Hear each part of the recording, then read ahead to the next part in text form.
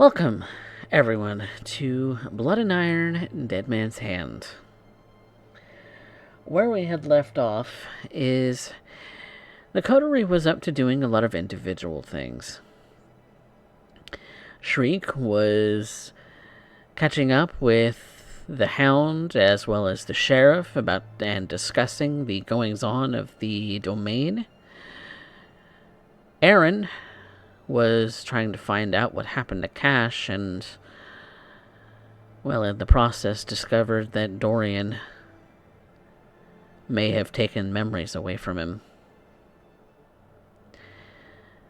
Dorian received, after some goings-on at the club, received a punch in the face from Aaron.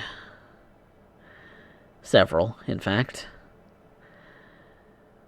Leaving him beaten to a small degree. And Alex was doing some discoveries about the Winters family journals that have been stashed away in Aaron's basement.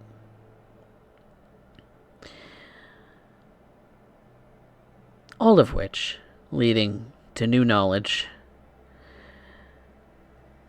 new paranoias about their coterie mates, new questions about the Camarilla around them, and a wonder for what's going to happen next. But primarily, the thing that is on Dorian Resner's mind at the moment is his thirst for blood, his need to mend wounds, and maybe ego. So, Dorian, you have found yourself in your domain. The Arlington city limits are your perimeter. The suburbs of the Dallas-Fort Worth area. Not exactly the most hopping of scenes. You tend to like nightclubs, but it does in a pinch. And right now, for the entirety of this particular suburb, it is a bit of a pinch. So, how are you going about this? And are you willing to suck down on something that is not to your favor to have an easier time? I kind of have to. If that's all I can find, I'll have to stomach it. Okay. What hunger are you at currently? I don't want to talk about it. What hunger are you at? 5. Ooh, the fumes. The last dregs of what vitae you have in your system is barely powering you to begin with. You're desperate, needy. And God forbid any of your coterie mates find you like this, because that would ruin your image entirely. Maybe Aaron already has a peek into the fragility of Dorian Resner. So, with this at the forefront of your mind, your beast and instincts being the most heightened that they've been in some time, I need you to make me a feeding roll.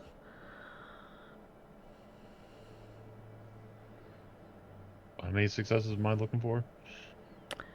The domain would be 4+. You need 5+ if you're looking for somebody you can actually suck down on and actually enjoy.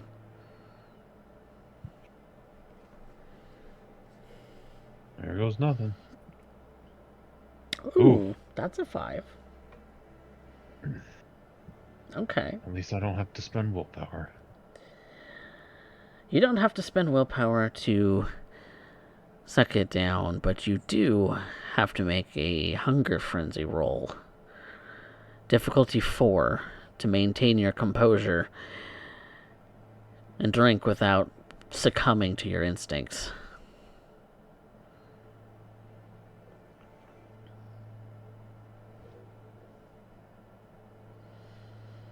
Because everything within you is telling you to just rip it open and drink it down. But the better part of your humanness keeps you focused. Focused on the task at hand. The task at hand being drinking softly, carefully, measured, composed, human. As human as you can be, anyway. You do not succumb to the beast. But given how desperate you are, do you take it all anyway?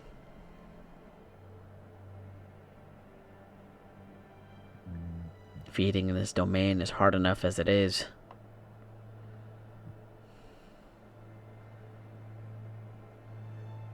The coterie needs you at your best. And perhaps that's the beast's voice inside of you.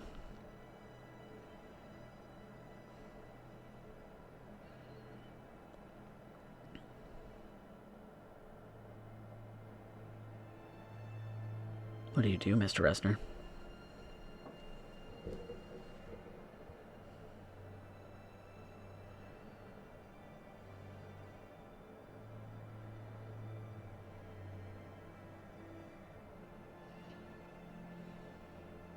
On the one hand, he knows that he should keep himself measured. But there's a lot of anger and frustration built up into him, so he doesn't know what to do.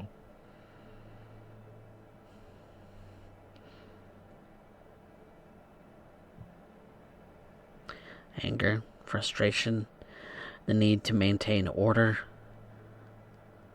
the want to be that strong and resilient Ventru that your sire expects you to be for the rest of your coterie.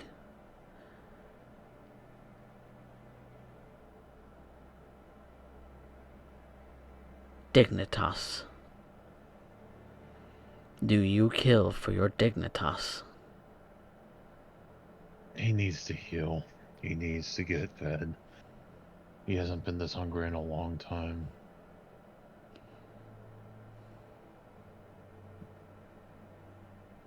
I think he's just going to let go and let his frustration, let everything out, and hope for catharsis on the other end. He's never done this before. He's never actually listened to the voices.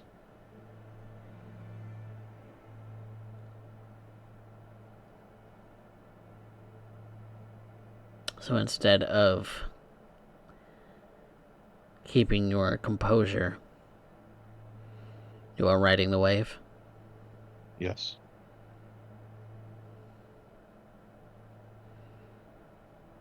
It's cruel. Vicious.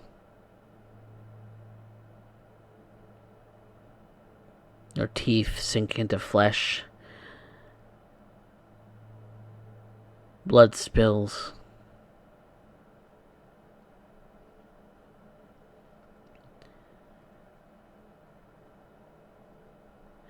You are not a kind beast.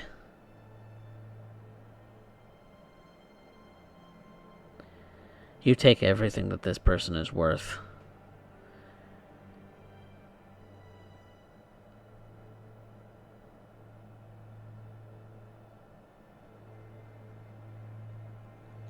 The frustration that you have towards Aaron is taken out on this individual as you beat them within inches of their life before sinking your fangs into their neck and sucking all of their life force dry.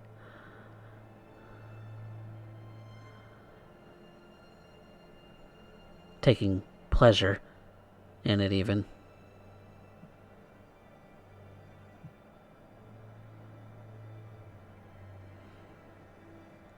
And when you regain your senses, you realize what you've done. You let go to the monster.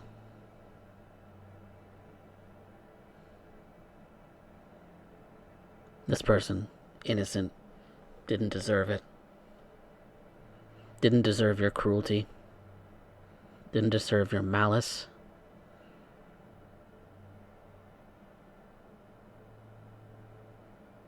But it happened anyway.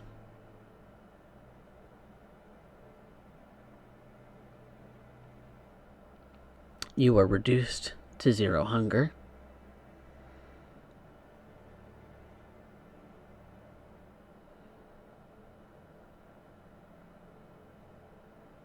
And if you need to heal, you may. I'm going to try to heal. 1, 2. Okay. I'm back up to 1 hunger, but I am healed. You're whole. And just as soon as you have calmed your beast and it quieted for moments in your mind, that last bit of effort to mend yourself brings that little voice right back.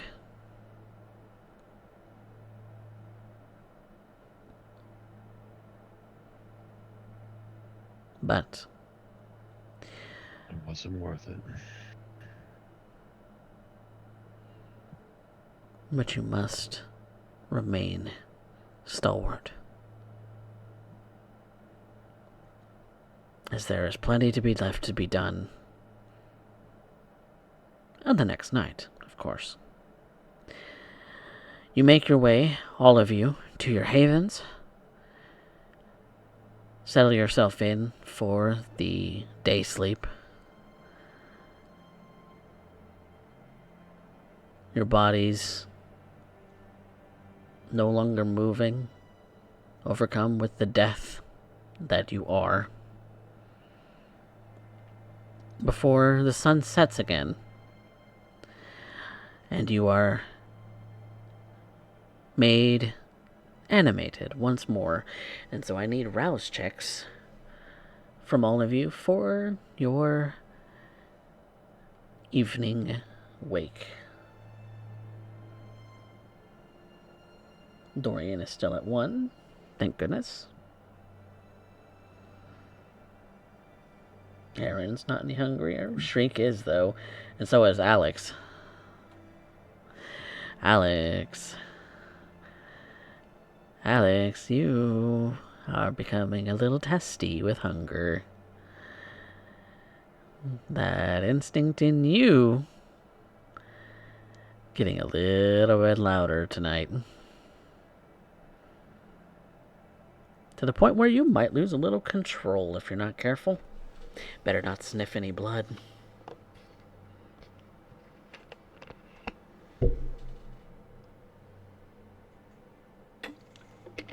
So, collectively, the coterie meets once more, as they often do most nights, at the little gazebo outside of Dorian Resner's penthouse apartment.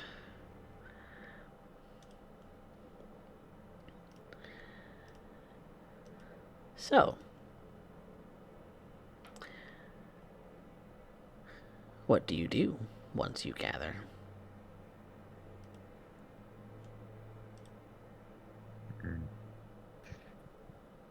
Dorian will be waiting for everybody. It's he who shows up.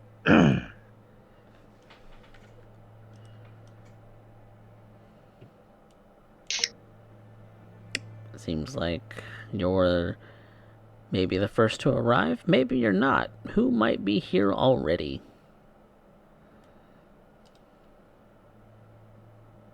Hi. Drake. One of the people I definitely wanted to see tonight. Oh, it's so good to end up knowing somebody's looking forward to my presence. Yeah. Something you wanted to get done with somebody before everybody else shows up? You don't look like the type who enjoys public affairs. You might be surprised. But I wanted to see if I could get your expertise on something. KY is where I would start. I prefer boy butter, but thank you. Aw. Don't let the Yeah, veneer crack too much. Someone been poking around one of my establishments, and I'm not sure how to take them. Not sure how to take them. I don't know if I believe their story, but I honestly don't believe anything they're saying. So you want me to look into this person? See what's up, see what I know, see what I can find out.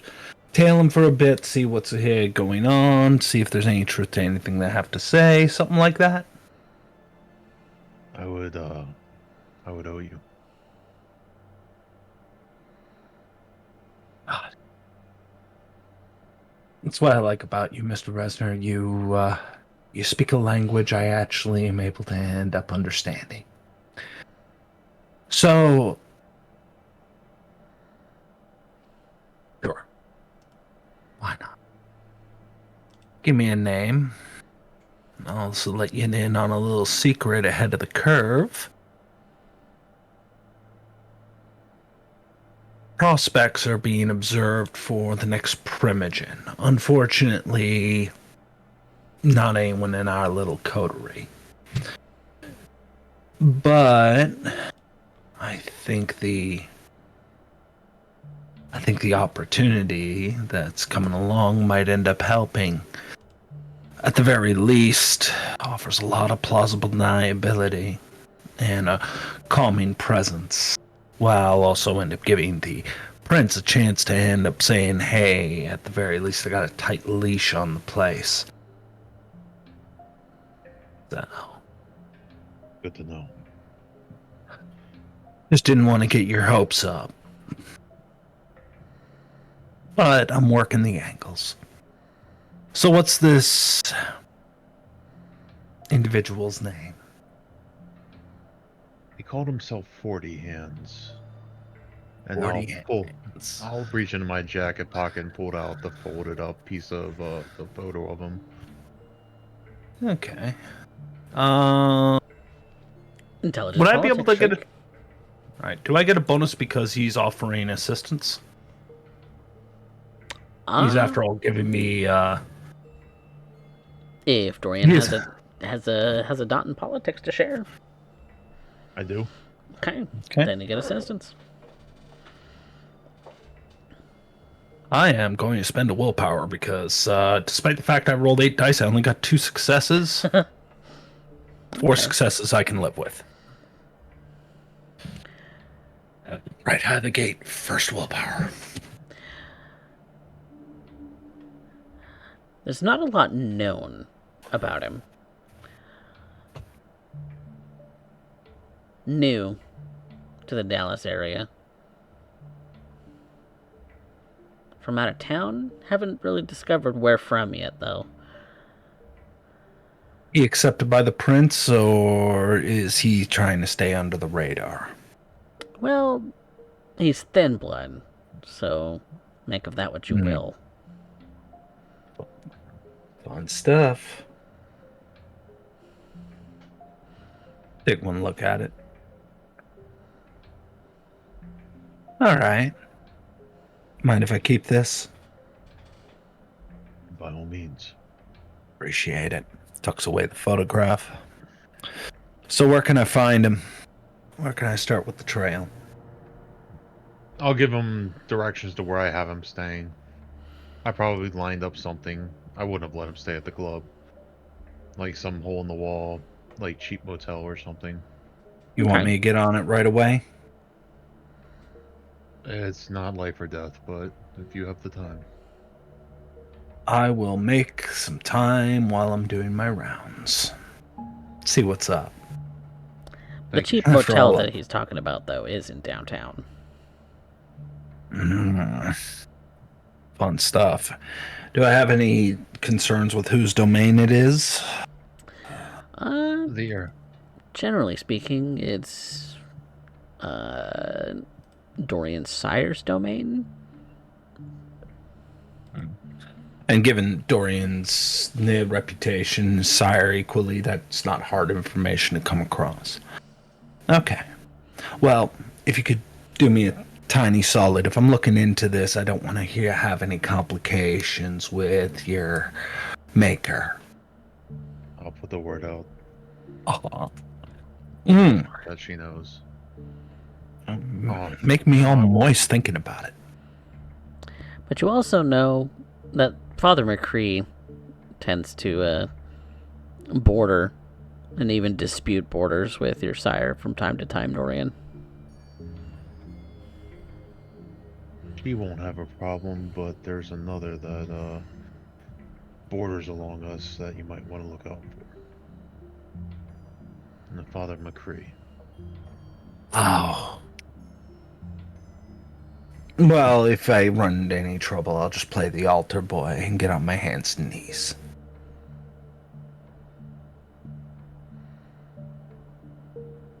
So, that being said,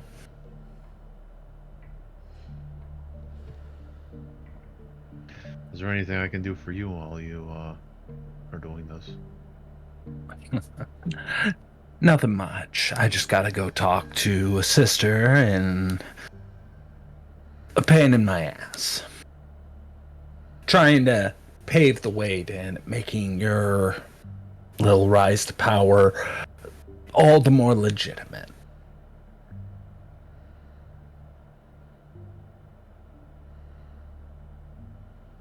You gotta play both angles. You gotta play to the kind, let them end up thinking of you as an upstanding member of the establishment order, the kind of person who is a philanthropist, a little bit of a playboy. And you gotta end up with showcasing that your level of shit taking is damn near absolute zero when it comes down to our side of the fence. Tough act to follow. A lot of people stumble trying to emulate what comes naturally to the Ventrose, but I have no problem on you doing it. I'm sure you'll do great. When I need something, will end up coming calling. I make it a big deal to make sure that I don't. All that means is that when I come asking, it matters. It also means I'm not wasting your time, which is also precious. After all, they say time is money.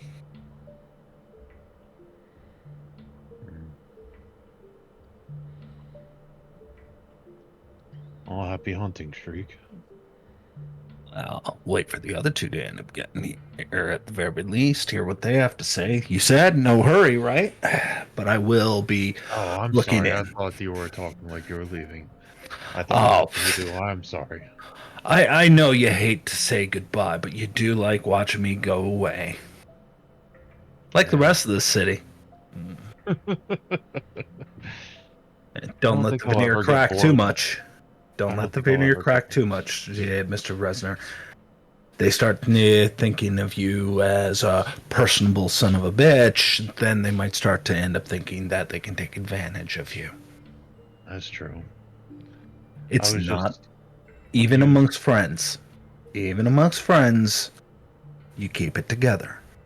It's my job is to act out so everybody takes you more seriously. Try to remember that. It's the bait and switch. You act like you have me on a leash, and when I get too annoying to take, you give them a moment of reprieve, and when that happens, they get the impression you're the boss. And impressions, especially first ones, matter all the more. You're young, so you don't know how to play the game yet. You're probably great at logistics, people skills and all that, but this side of death, That's a different thing. Because of what I can accomplish with the speed, people do tend to forget how young I am. I can smell it on you.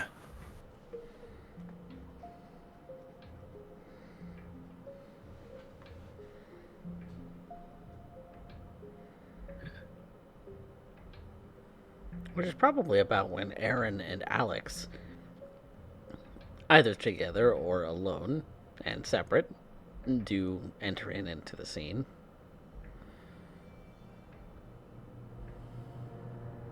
Yes. Aaron's signature truck pulls up near the block. Comes out. No jacket, no hat. He doesn't really make any eye contact with Resner when he walks up. He just stations himself at the side. Arms crossed, waiting whatever it is that anyone else has to discuss.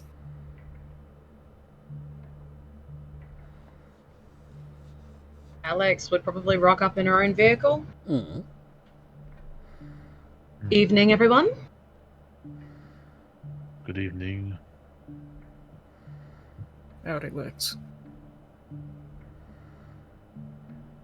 How are we all doing this evening? Doing.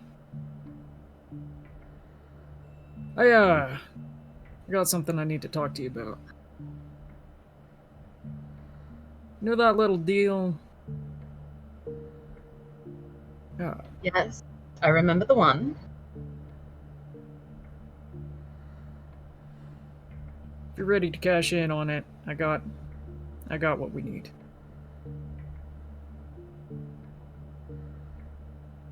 Okay.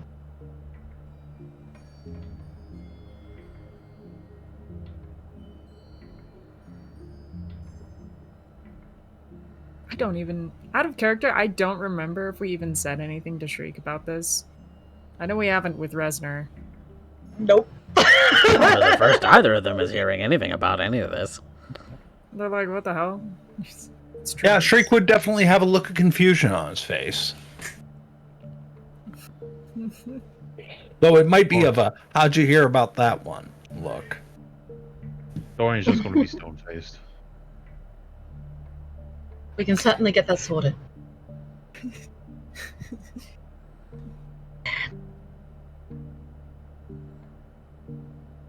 Very good. Well, figure I should let all of you know in case you just end up getting the word, keeping you guys ahead of the curve. As it currently stands, Primogen Council is starting to put a little bit of pressure on our dear prince, as it would seem Keller has dropped the ball. Oh, our poor dearest Primogen. So, at this point, they're keeping eyes out, though they already have a contender to be announced at an appropriate time at what I am assured is the prince's earliest convenience. Till then, we might have to just let this play out for a bit.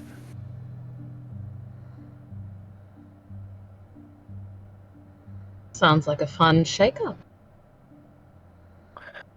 Well, all I have is unconfirmed rumors at this point. Nothing to go off of just yet. But if I know something for certain, I'll gladly let you know.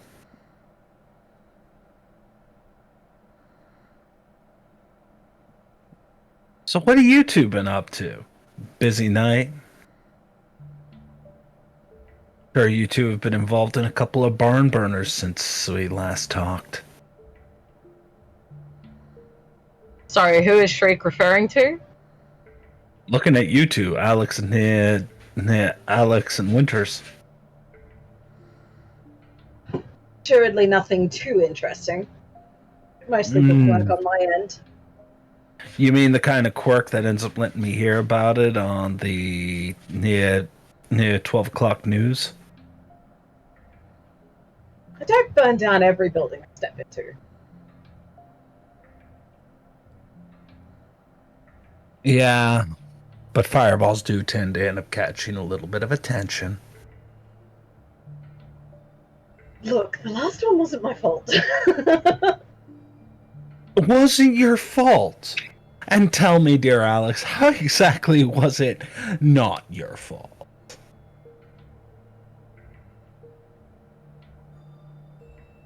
How exactly was it my fault? You were involved. You were there, along with Winters, along with Mr. Resner. Things ended up going in. Things got loud enough for me to hear about certain things, and where it is that it got a little hairy, especially once a hound got involved. I thought we'd already discussed this. You discussed a few details, but I'm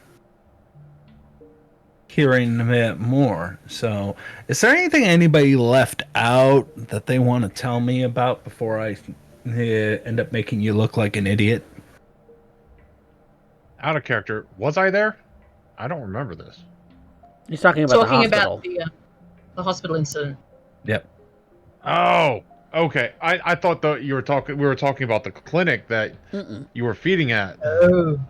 Okay, I was like talking about the explosive vehicle that exploded with a SI member inside of it that had a dead switch.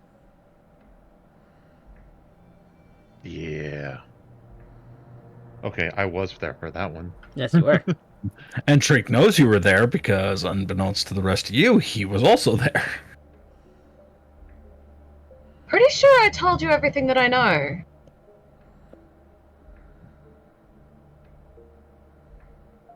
Speak now or forever you hold your peace, gentlemen. No. Walked I in. went after information. Aaron helped me open up one of the vans. I almost got him killed, and he saved my life. They had it rigged to blow.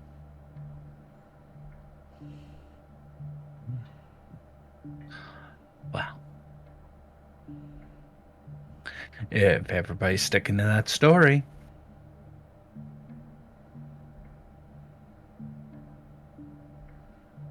Is there anything else that I need to be apprised with before I end up going on my errands tonight? Got a busy night ahead of me. A lot of skulking and personal favors. That's all I can tell you. Alex. Aaron. Alex looks genuinely confused. She told him everything she knew about what happened.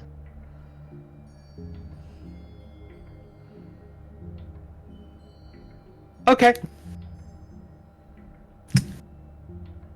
Far be it from me to go any further then. What are we missing, Shriek? A lot.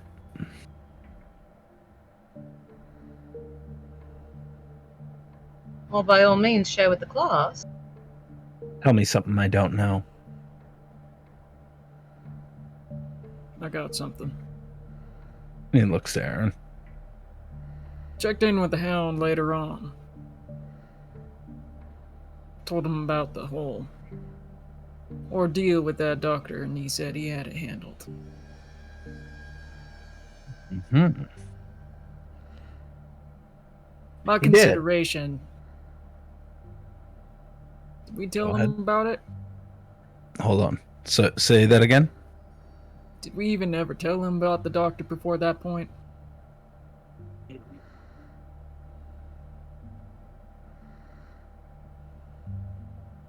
Did you? He slightly smiles. Not sure as hell didn't. No. He was informed with what he needed to know.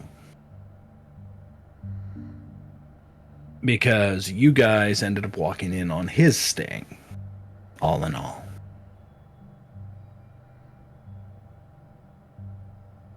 That being said, something you don't know. Here's what you don't know.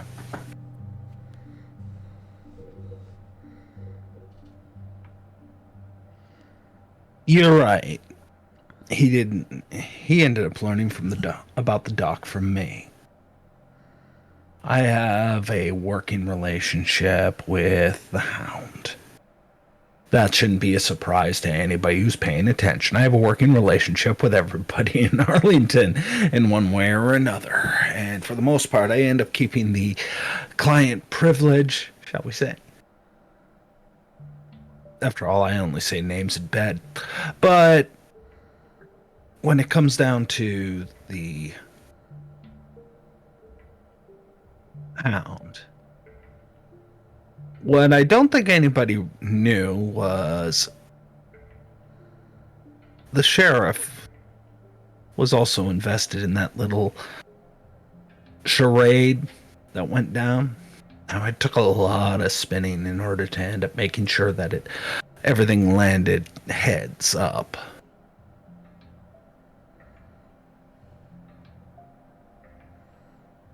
But at this point, due to our interference, we have all been written off as unusable with regards to the Primogen position. Higher ups are using the excuse they don't want to end up having a second go of what happened the first time. Even though it was adequate, they feel that a older kindred should be running Arlington. Reality is that they're a little pissed that a whole bunch of neonates just suddenly ended up landing on their doorstep in the middle of a sting operation.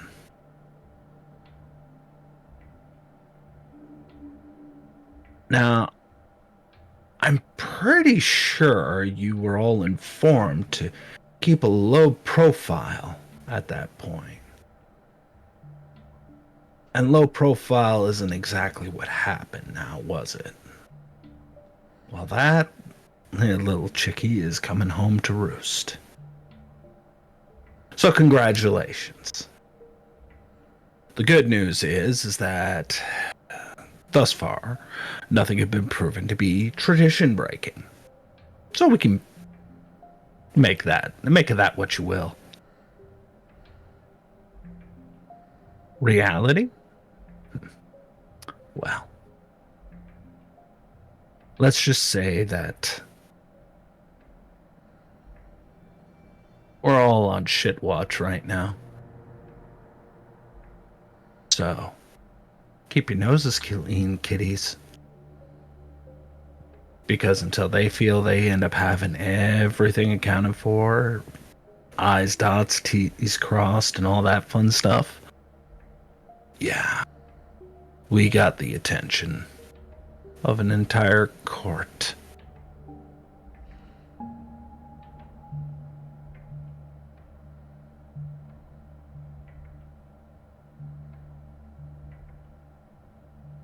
Wow. Ain't that fun. I'm going to keep running interference for the you of the three, because that's what I do. I'm going to cover for everything I can. But for me to keep doing that, I need to be in the loop.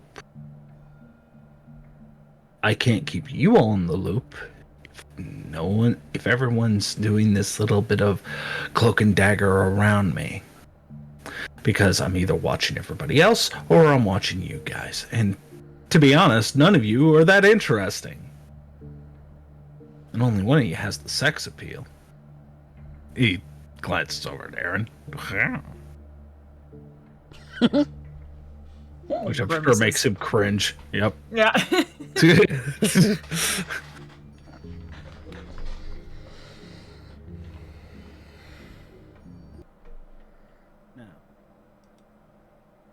Is there anything anybody needs from me right now? Or can I get back to work?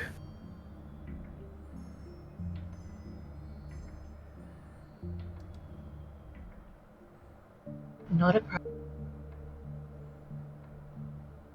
Okay. We'll play it that way. Wow. Like I was here telling Mr. Resner, everybody hates to say goodbye, but everybody loves to watch me leave. Toodles.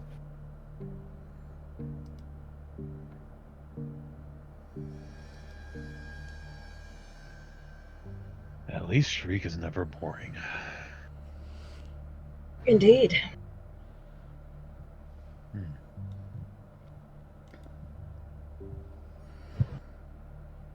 Well,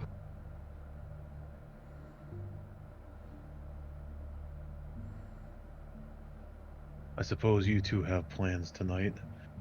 Might I be able to steal you for a few minutes before Miss Alexandra?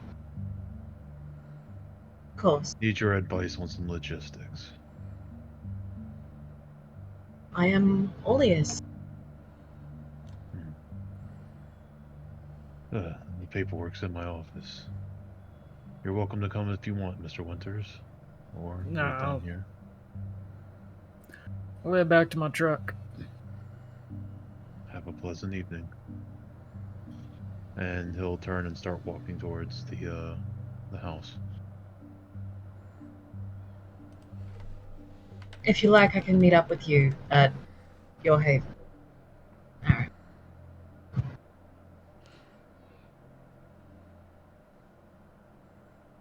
That might be best. Take all the time you need. See you later. He's gonna head back to his truck and go to his haven. And I think during the time he's waiting for Alex, he's probably just gonna be working on more traps. More traps. Alright. Well, Dorian, Alex, you all head up to the penthouse, where Alex, you see it is a array of things that seem both in style for Dorian and out of style, maybe. Some things may be for show, some things may be actually of interest, but there's a fine line as to where that difference lies. A lot of it very expensive. Yes, Please well, come show with- of wealth.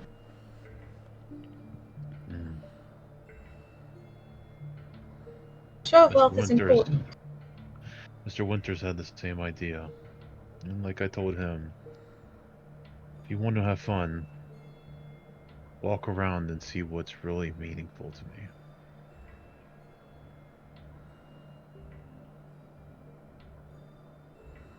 But that is not why I brought you tonight. And he'll take off his jacket and hang it up next to Aaron's jacket, and where his hat is. And he'll walk over and to the living room.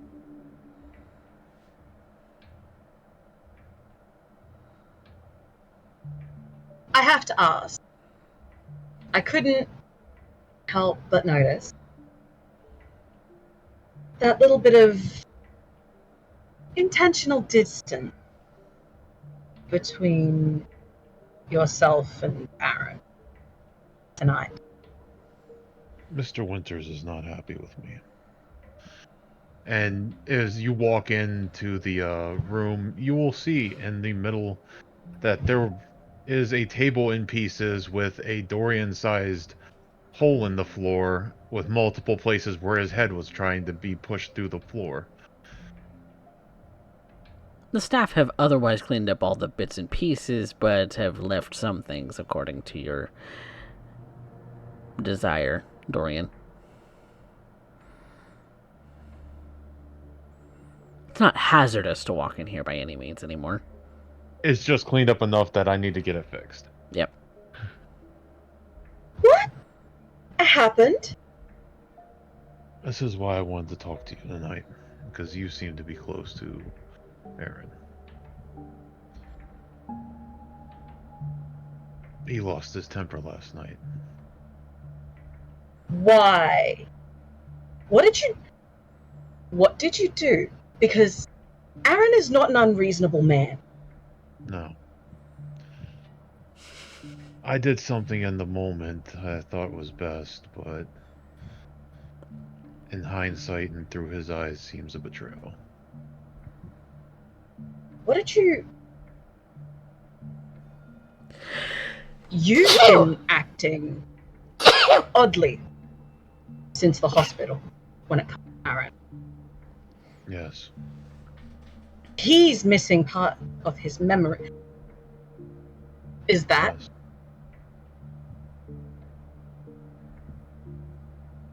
I took away one of his memories.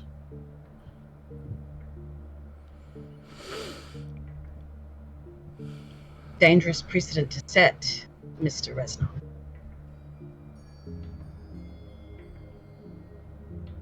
Yes. But in my position, if you could have saw his face, I don't know if you would have made a different one.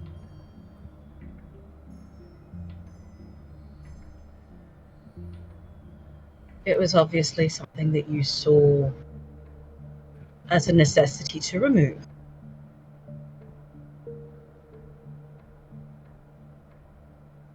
I'm worried for his well-being more than I'm worried about my safety at the moment, so I will let you in on this. One of the people that he ended up taking their lives in there was someone very close to him. Oh,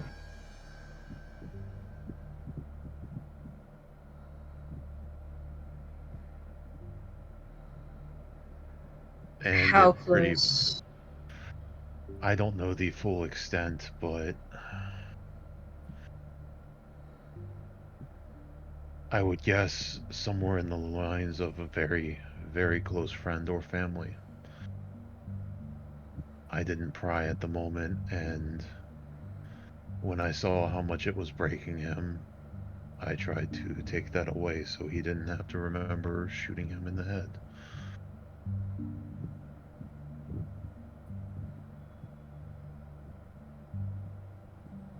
And he found out. Yes. I think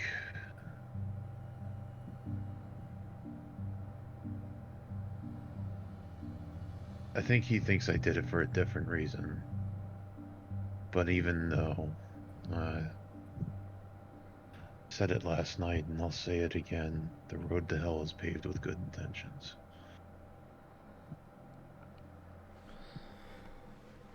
And it doesn't matter the fact of why I did it, I still did it.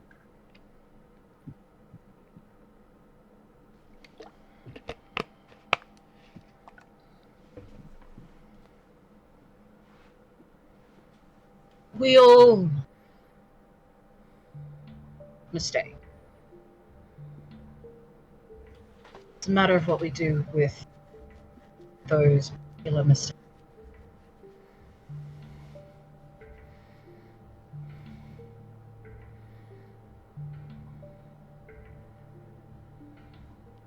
You have the power to alter his mind. At least to some extent. And the temptation to do so is, well, it will always be there. Last night was the first time I ever wanted to do that. Or, well, I'm sorry, I didn't do it last night. I meant that night was the first time I've ever wanted to do it. And it will come again. Again. And again. Our existences are very long.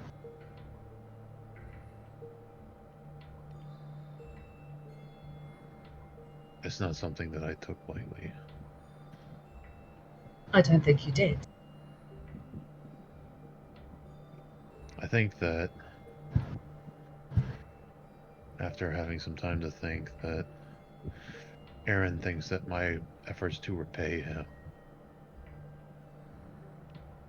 for what he did for me that night, and with what I did, that were just failed attempts to try to control him. I can understand the thought process. This is not something that, to be frankly, I know how to deal with. But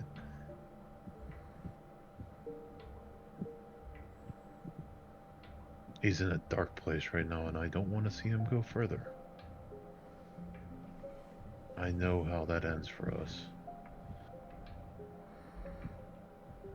I think Mr. Winters is a man who has been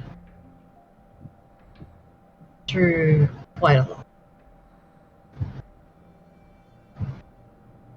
He's seen what we are capable of. I had a conversation with him when we were in your club.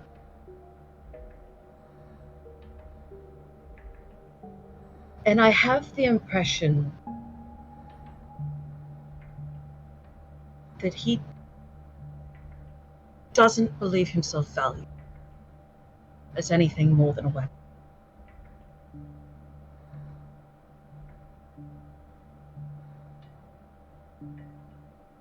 Which is sad because it's quite a lot more than that.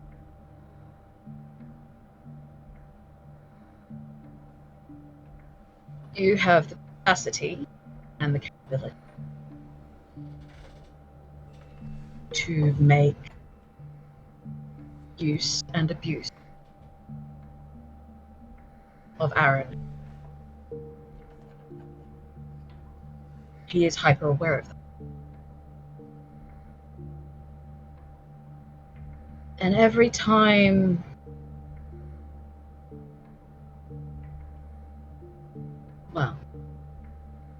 if they were as close to him as I believe they were,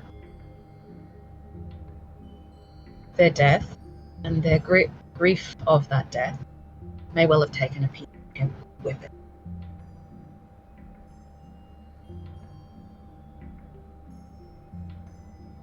I think right now, understanding is more important than anything else.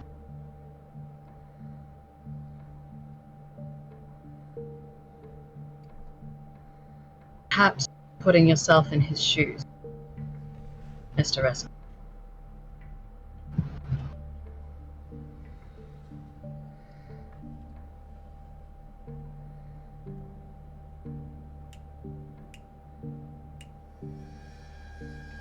It's not something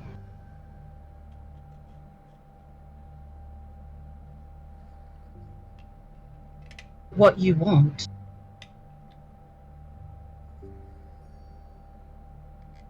Seems to me maybe some form of forgiveness.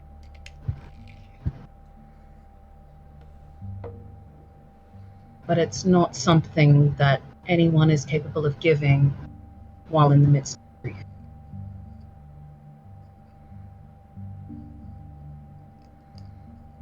Thankfully, time is something we have a lot of. Right now, I'm not worried about him forgiving me. Like I said, I'm just worried about him going down a path that there's no coming back from. If we can meet up at some point and work this out on a long enough timeline, that can happen. But after seeing his face that night and seeing last night, he needs someone.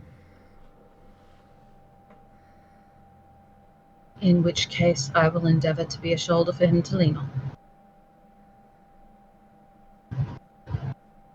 But in the end, those choices are his. I know. I didn't call you up here to try to get you to pick a side or do anything that you don't want to. Like I said, I just saw that you two were kind of close, and I figured you would want to know. I have been curious, I'll admit. Keeping my nose out of others' business, not a strong suit of mine. Imagine the person that likes knowing things, Hmm? wanting to know things. Color me shocked.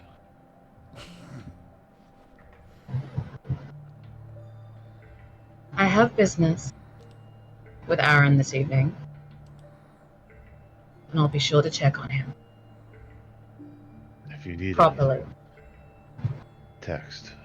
I'm going to set up some public works for the kind of the area. Good move. And I would suggest checking in with your fellows at the apartment. That was on. I have 2 stops to make tonight, and that was one of them. Wise man. More friends you have in your pocket, the better. You can never do anything alone, that's for sure. By your leave, Mr. Resnick. Please have a wonderful night. And you. And with that,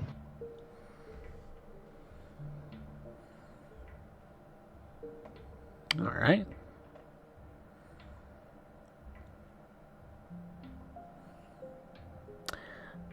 So, Alex, are you headed to meet up with Aaron once more, or yeah. who is likely waiting in his truck still? Yes?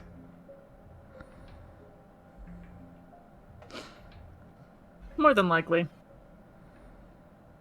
Like he doesn't have anything else to do. Not at the moment, no. Fair He enough. doesn't fill his night up with a whole bunch of things, errands, or anything like that. He mostly likes to just chill. It's true. It's very true. Was literally told just tonight, chill.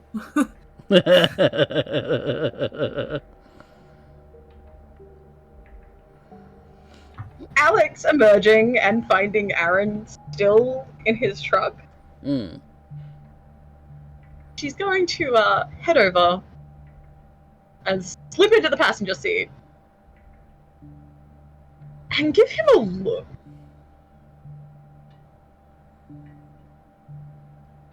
Good talk, I take it. That was an interesting crater you left.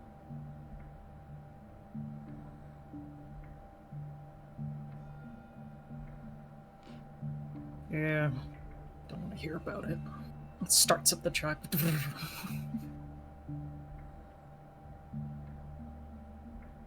I know it might not be something that you wish to discuss.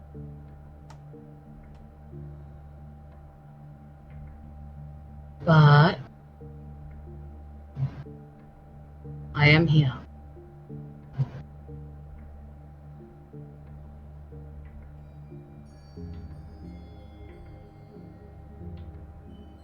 Short and sweet of it right now is I'm still pissed as hell. And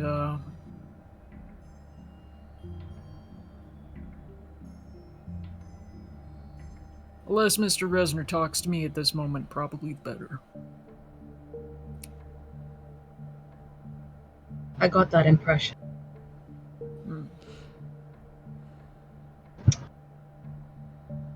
That Anyways, impression was very much given to me.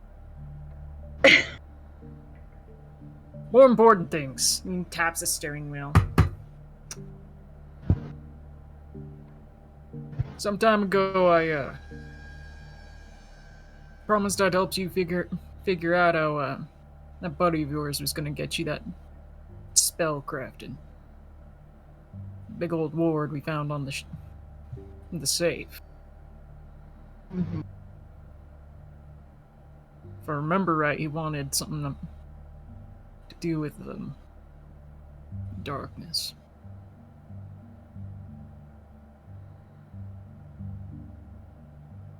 Void, or whatever the hell it's called. The void. Now I got it. So, You have access to. Well then.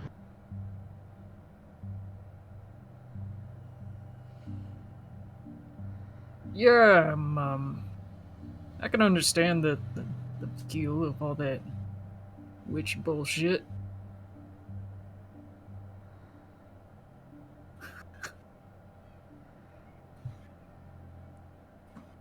The witch bullshit.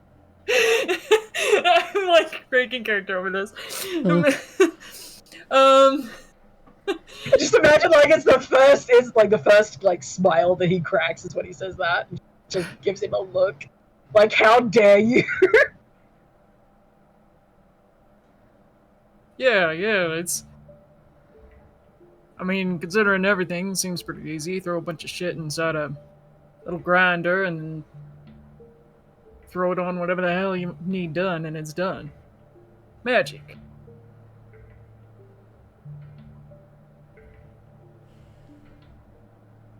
The level of. You know what? It's fine. It's fine. Yeah,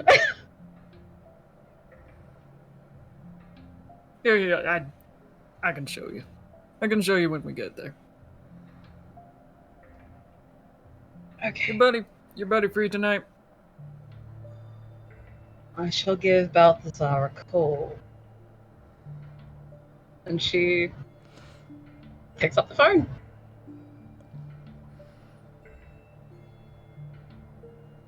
The signal's going in and out just a little bit, just in the presence of Aaron, but you you managed to get a sort of weak signal call going. This is gonna be.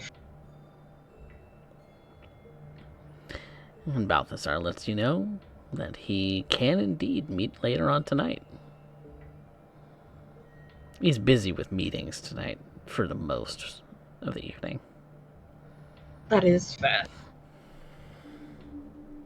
In the meantime, though, as they're sitting in the car, she's going to pull out her little notebook. She's gonna hold it up for Aaron. While everything was happening earlier tonight, I did some research. Oh. Bit of digging in your basement, if you will. Yeah, I figured you were busy with that. How's that been going? Your family, particularly your particular line, has a wealth of information regarding us and regarding werewolves. That makes sense. Bit of a specialty.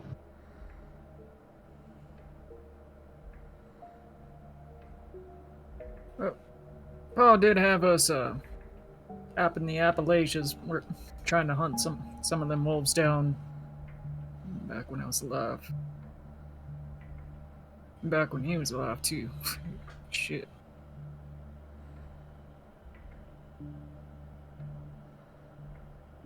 Are you aware that some of the things about our kind your family had confirmed?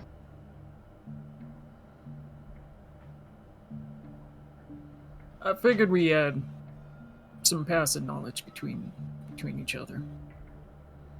Thing is that nowadays most of us are pretty spread out. It's on purpose. It's harder to find.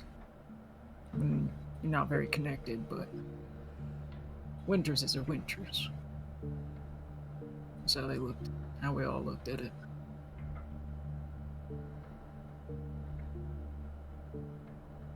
From what I could gather, your family has a lot confirmed.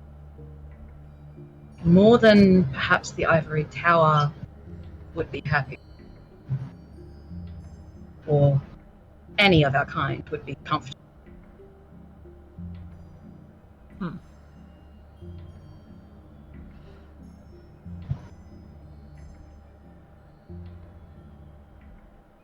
Bullshit.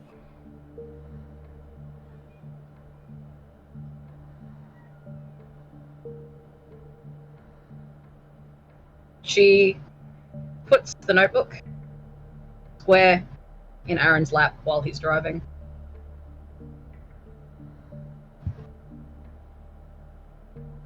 That is a compressed version.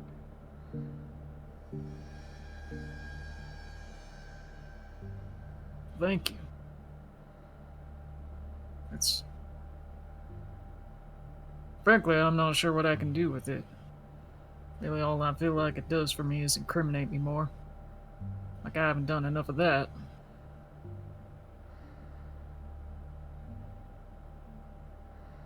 When it comes, what kind know about the level of information that they know, we prefer to keep it bare minimum myths, legend. Nothing confirmed. After all, that's what the masquerade is about.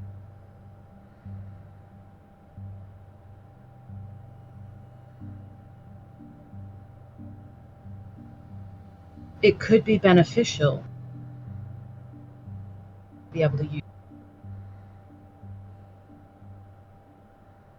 things that your family has had confirmed.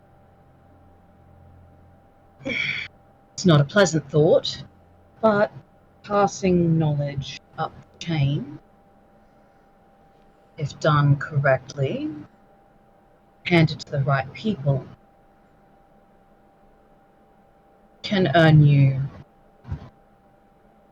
some station.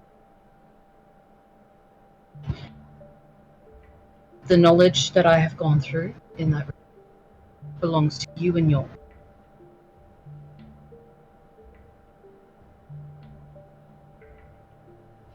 So it is up to you what you do with it.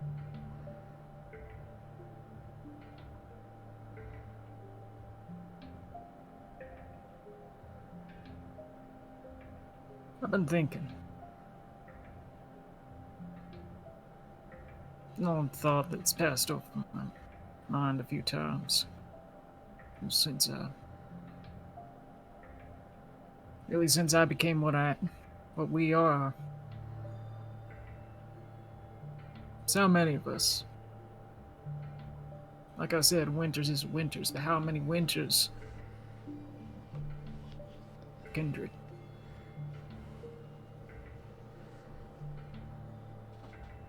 Plenty of us that just vanish.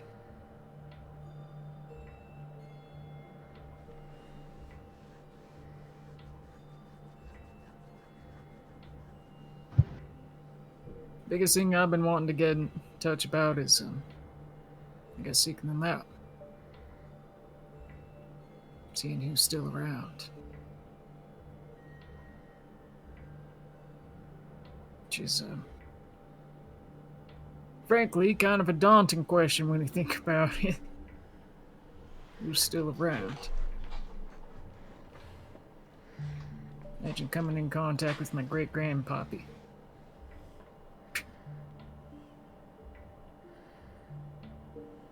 I have a question for you, Aaron. Why?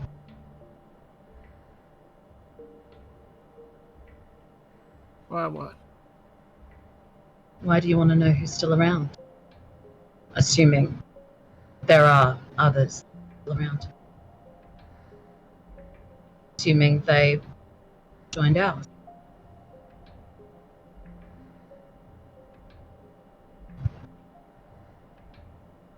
Maybe there's a part of me that,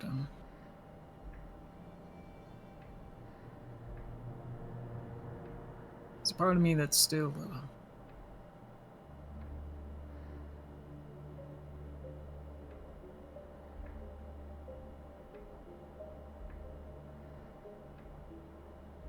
guess find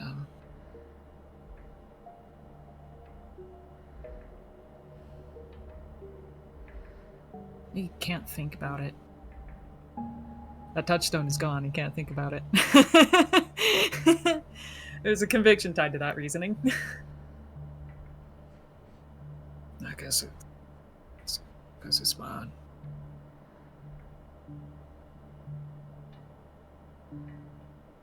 It's my family.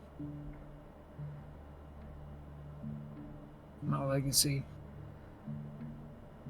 Even if they might not necessarily hold those connections no more as for them.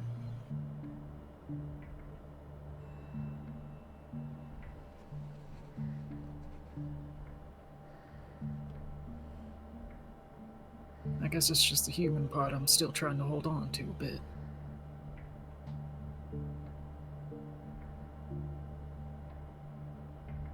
It's not always a bad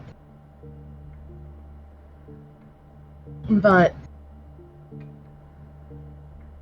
those that did join us,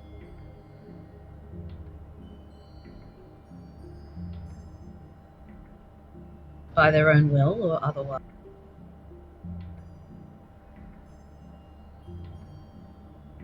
if you were to find them, do you think that they would still be the same? Would they hold the same value? Do you think? No.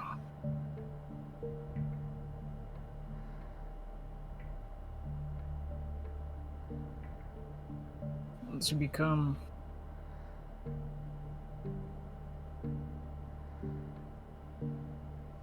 a bloodsucker, that's really all there is. Is that all there is?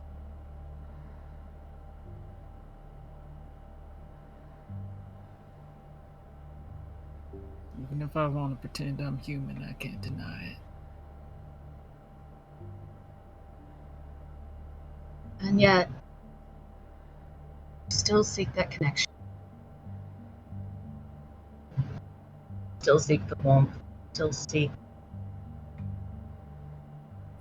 being human.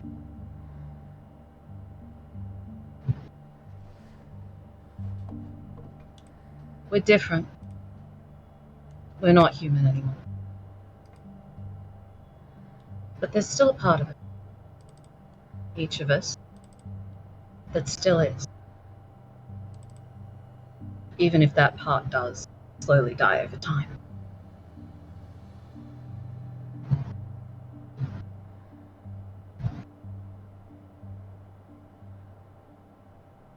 I think about it.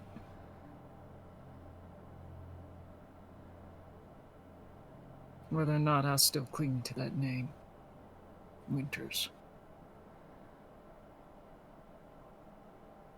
I've been trying to figure out whether or not I'm still clinging to it because there is something that wants to be human. Or if it's just the blood-sucking animal that needs a face. Claims property.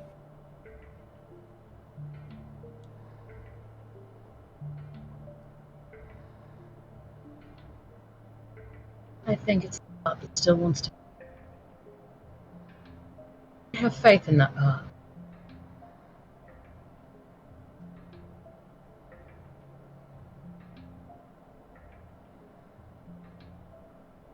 I think I need to go and meet folks, other Winters, to know for certain. Because if anything, nothing about this existence has told me that there's anything about faith that's going to be saving me here. So,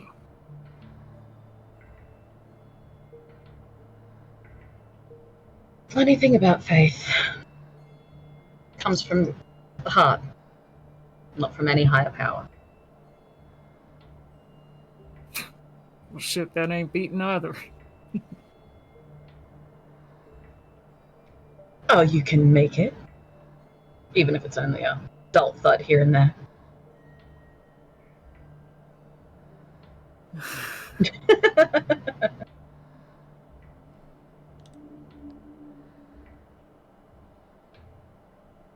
No, he's gonna continue driving. I guess to the haven. Not sure. They're waiting for Balthazar, so. Yeah, that's literally it. We're just waiting. You know what? There is one thing that Aaron can do. Which is? He has one more question for Alex. I think I asked it to you before, but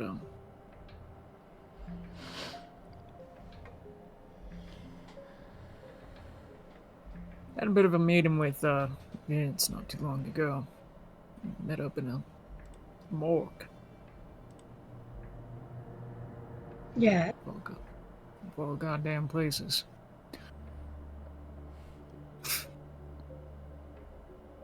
Those are you able to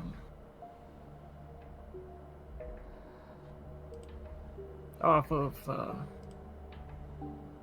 cold ones? You able to crack open a cold one? There we go. That's essentially how I feed.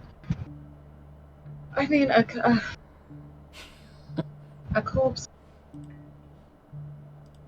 I mean, I believe there's a slight difference, but I could try it. Is it in your sensibilities? Well, it's not hurting anyone, so yes.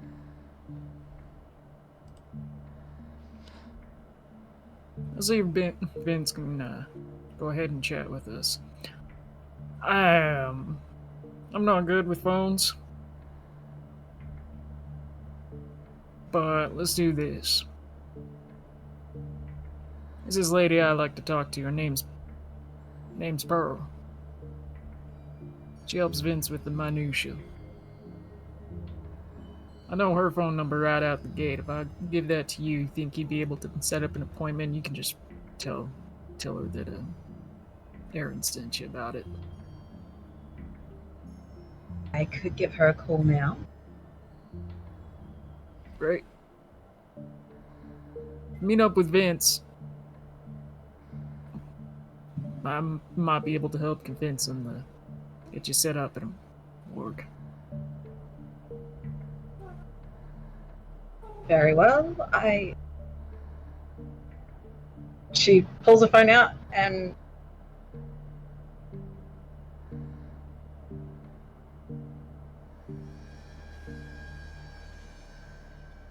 Great. Aaron's just gonna read off the phone number. in. It's a call button. And that number will be Pearl Whitaker, who is my sire school and financial accountant and touchstone. Because I make good decisions. Kitty! The baby. Such a baby. But yes, you dial the number. It rings a couple times. Truly.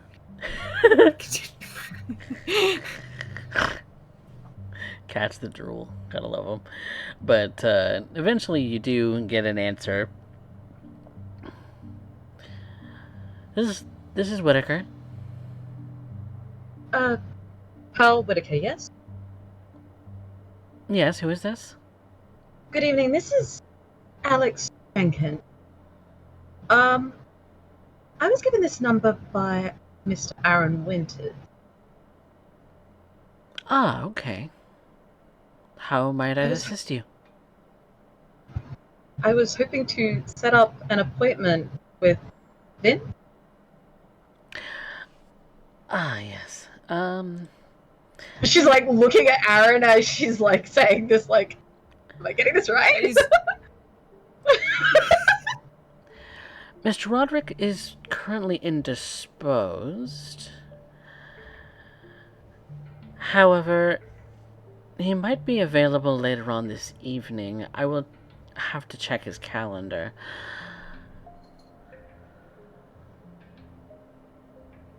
I would certainly appreciate it. What may I ask is this in regards to? It is rather rare that Mr. Roderick get a call out of the blue from someone he's not met.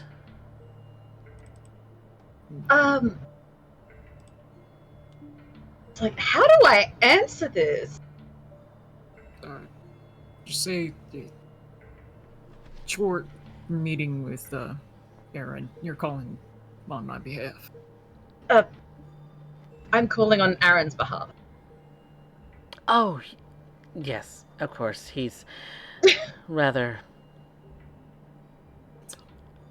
I'm just imagining she can hear Aaron on the other end just like coming through garbled. Yes. This is horrible sounds. Like. He has this way with technology. I'm not entirely certain how it is that he's managed thus far. I just show up. I just show up. You know, I've been wondering the same thing. It's certainly interesting. Yes, indeed. So, later on tonight? Yes. We will be sure to be there. Fantastic. I'll go ahead and pencil you in. Appreciate it. Thank you for calling ahead. And thank you. And the fellow's dead. Alex is like, that was a thing. Yeah. Girl was pretty organized. She's not a fan of me just popping in. Not really. I can imagine. Aaron, it's as if she's rolling her eyes in the back of your head. Staring daggers at you for just walking in unannounced. The schedule. The schedule.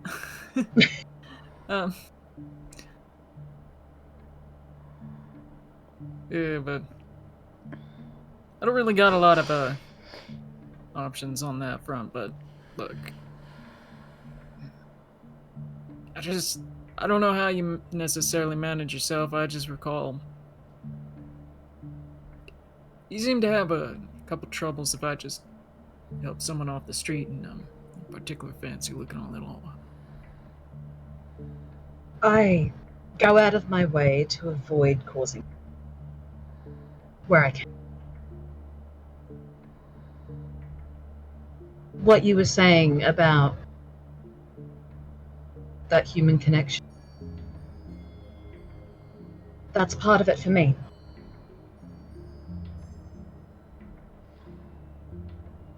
If I can avoid hurting somebody, I will.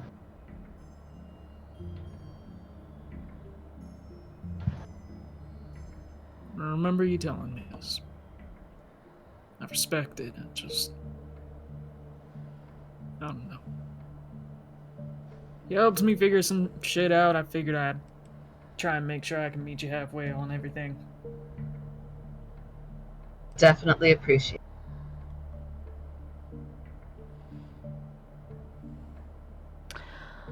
Though it's that little voice in the back of your mind. Alex. That tells you why not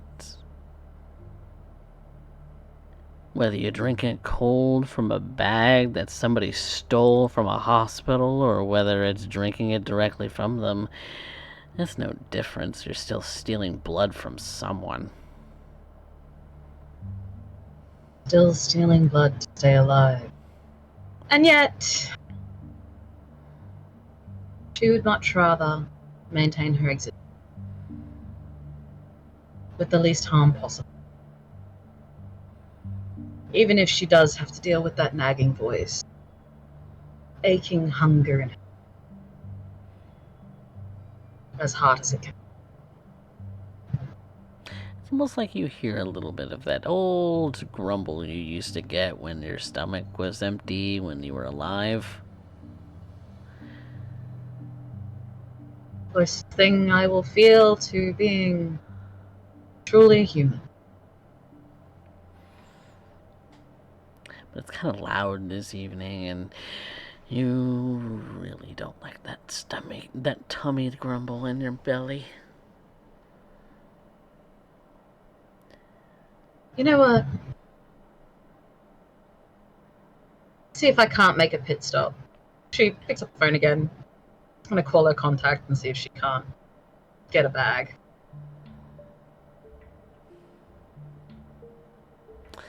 Ah, yes. A bag of blood stolen from somewhere else, where it may be needed by somebody who might need a blood transfusion, but that's not your problem, is it? Well, it's indirect, not direct.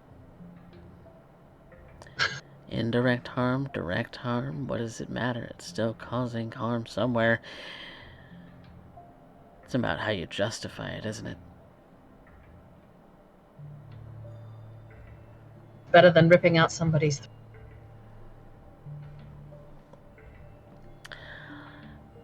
If you'd like, you could spend a moment making a hunting roll. But I will also let you know that meeting up with Vince will conflict with your date with Balthazar. Oh, shit.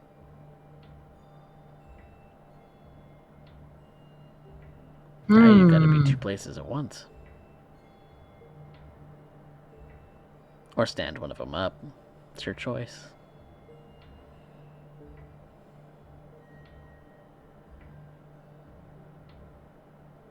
That's difficult.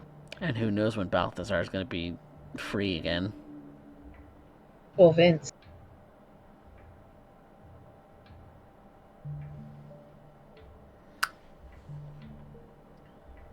Give her a minute. Can I do this hunting roll first? So, of course. Make a hunting roll.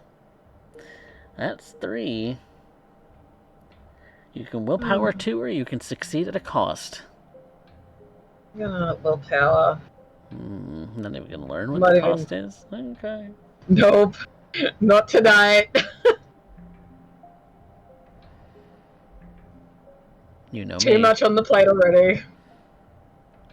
Barely. Barely squeaking by. That seems to be a habit of Alex's. Especially given how you feed. You get 1 dot of blood worth of bags. That's all that's available right now.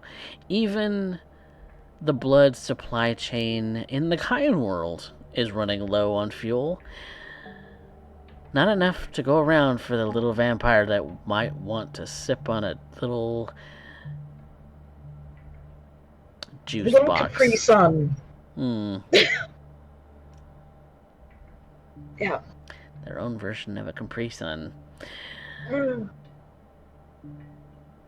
Even that's a little low in this domain. Everyone is hungry, including you. She is going to have a suck on that while she considers who she's going to talk to. So, While it might consist of 1 dot inside the bag, you're going to need to make a frenzy check to see if you end up spilling the whole lot on yourself or whether you actually take a drink of it. So I need a hunger frenzy, my friend. Oh my god. Can she get a bonus because Aaron is there being like, please? Not on a keep it frenzy together." check. Ah!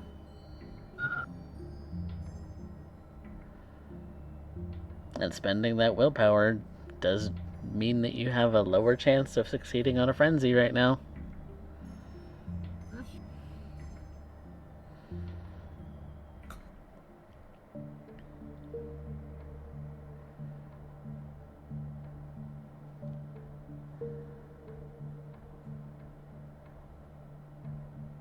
No modifiers? Nope. Bro, That's a 2. I tried.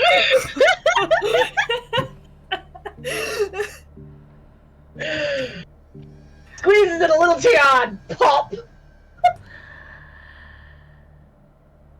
You sink your fangs into the bag much like you would any other time that you drink from a bag.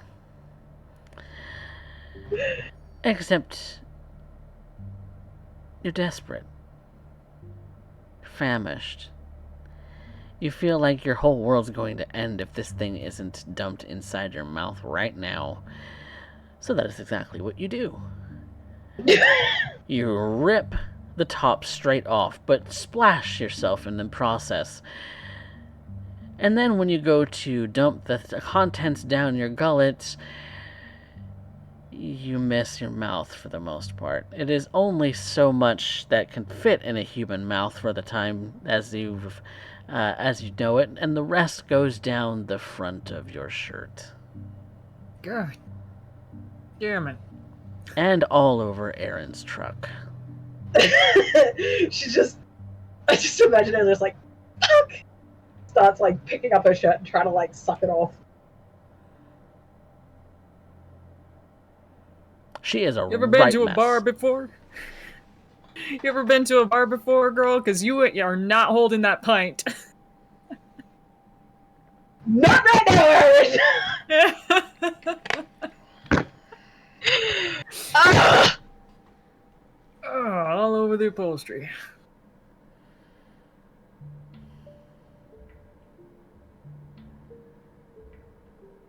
Right, look. Alex, high or low? Yep. Let's go low. Most of it got in your mouth. Thankfully, you can reduce your hunger by 1 dot.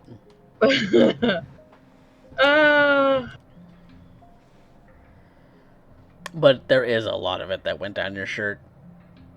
You're lucky if half of that bag landed in your mouth. She's like, you know what, just as well I'm wearing black. Aaron just reaches over to the glove compartment, opens it up. There's like a sack, just like a black garbage bag in there, and pulls it out and puts it on her lap. Aaron, it smells like chemicals. It doesn't smell like good blood. It smells old. It smells rank. It smells like preservatives. It smells like the most foul thing that you could ever think of.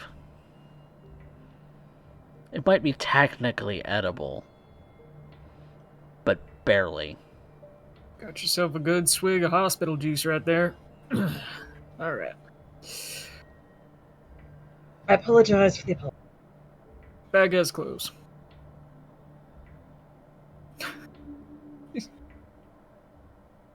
She opens it up. He's just a practical man. His character is practical. Just one handed, reaches over the top, grabs the back of her shirt, and just pulls it off. No shame. He's going to keep his eyes on the road. He's a gentleman. Well. Yep. Given that that's what's happened over the last few hours between the two of you, let's move on to our good friend Shriek. who has made his way towards a well-known little church in the midst of the domain. Do what I can. And, as you would expect, she is indeed present.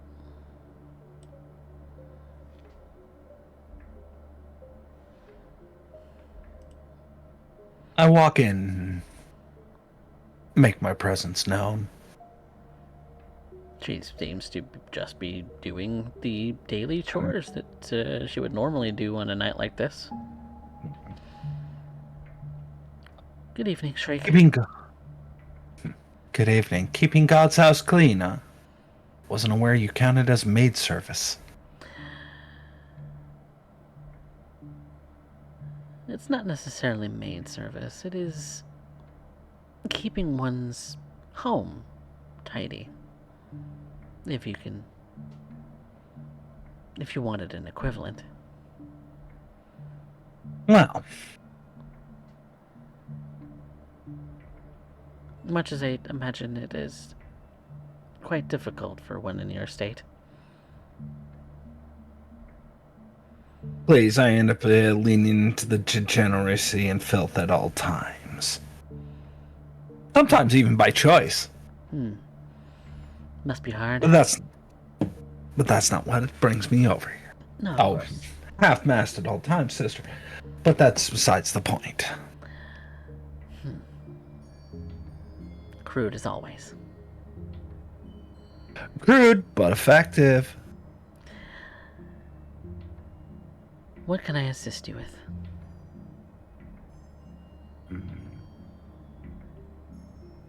I take a look around. Is there anybody around that I might be familiar with, or is there anybody else who might be able to unhear what we're about to discuss, or...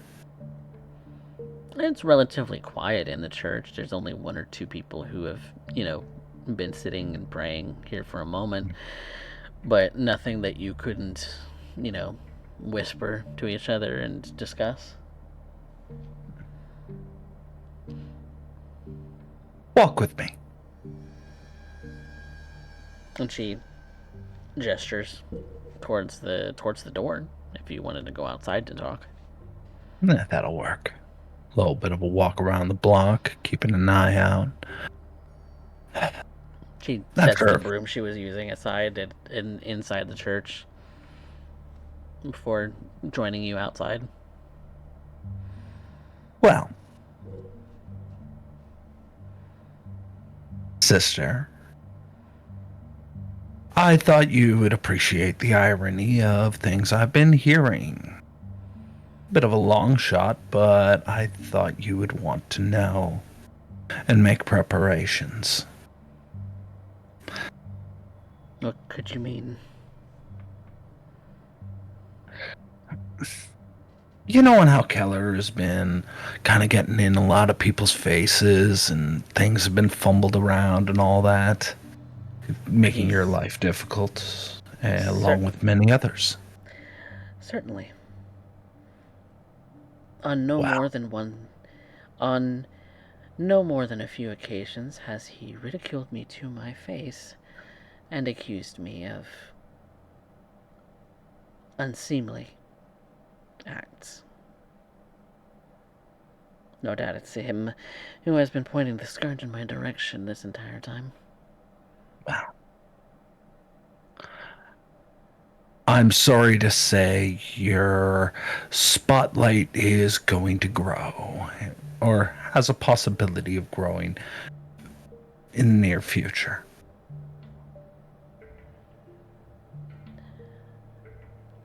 And why would that be?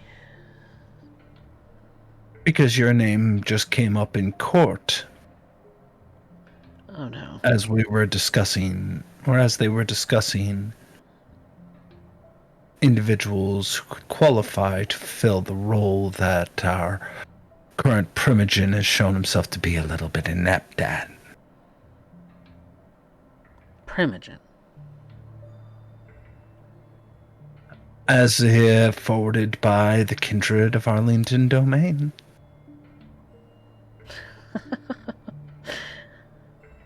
That would never fly in court.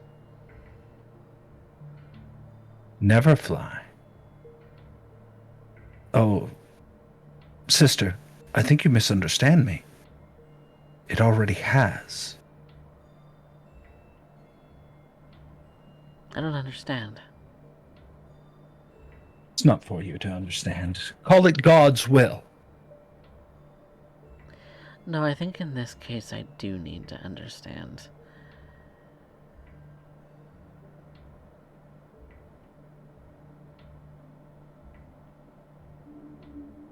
When you look at Arlington, what do you see?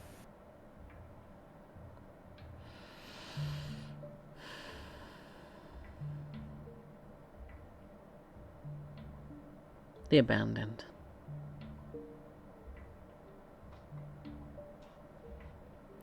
Those who have no home. Because the Camarilla won't include them. Seems to me you're overqualified for the job.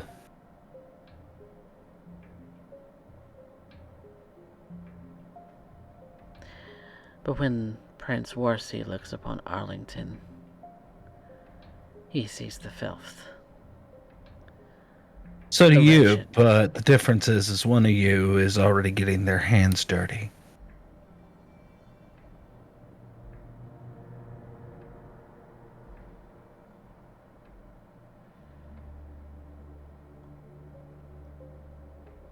Who brought up my name?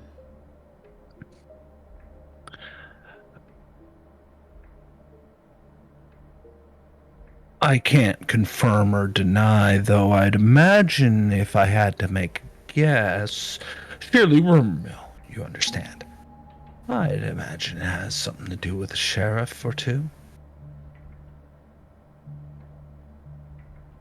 Scourge may not like you, but God likes you. For whatever reason.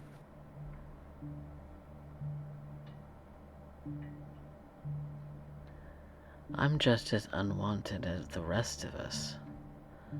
Yes, and that would be the point.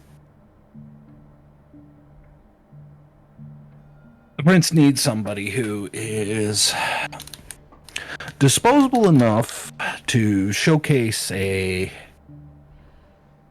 to end up putting their head on the chopping block, while also being tempered in such a way as to end up keeping the peace, while having every interest to end up saying that the domain will be maintained.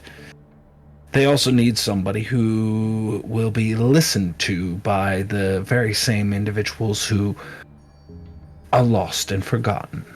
Like Miss Kaufman, for instance, who does heed you. As well as, I imagine, more than a few thin bloods of faith. Giving you kind of a jump start on the congregation. A little hidden power dynamic in plain sight.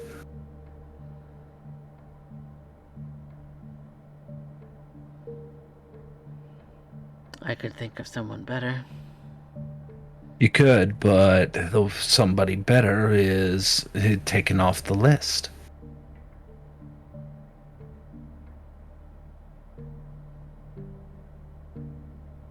Because he's too young.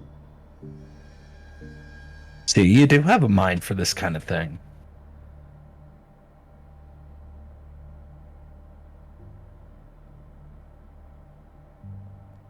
I give it 2 years, and they'll replace me. Well, thankfully you have a bunch of kindred who might actually end up helping you out. Who knows, maybe we can stretch 2 years into 200.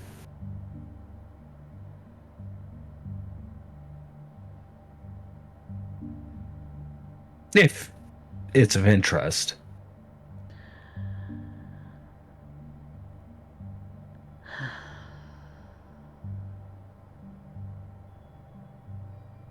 The entirety of Arlington is your congregation, after all, whether they know it or not. Why deny it?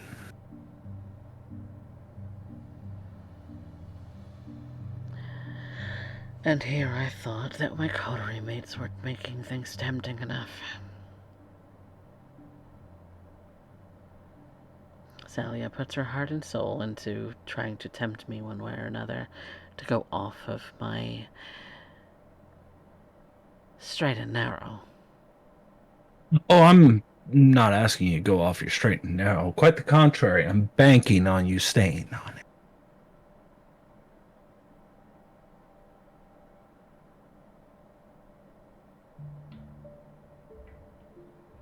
Even though you hardly know anything about me.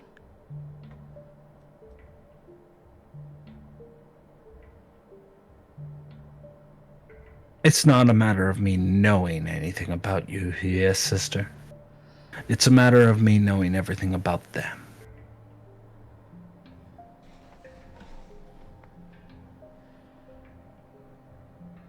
You don't play the game. And Warzy would rather end up washing his hands of this entire domain and end up having it held together by somebody who he can find disposable. The one factor that was never taken into account is the person might actually be good at their job.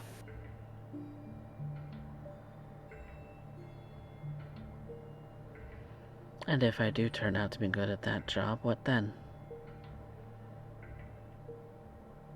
No Camarilla court has a Zemisi on the Primogen Council.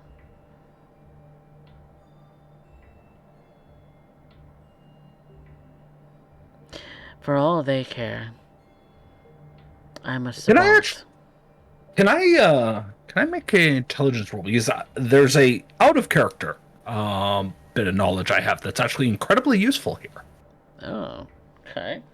I just would like to end up knowing if Shriek would know it. Is it more of a politics role for outside of Dallas area? Yeah. Okay, so it would be, since you have spent all of your time in the Dallas and Fort Worth area embraced, I would say that it would be relatively high-ish difficulty. Mm-hmm. I would say maybe a 5+, but you can give it a shot. All right. 5+ we're looking for. Into politics. I will rouse the blood.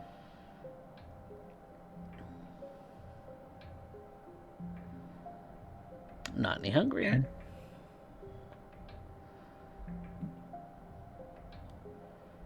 Okay, that's 5. That is 5.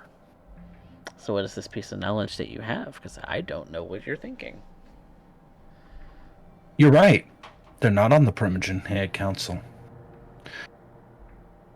However, the Prince of Tokyo is a Zemisi. So you already have precedent. The Camarilla cares that the rules are enforced. And while they might end up looking at you as potential Sabbat, they need to give you an opportunity to end up proving it.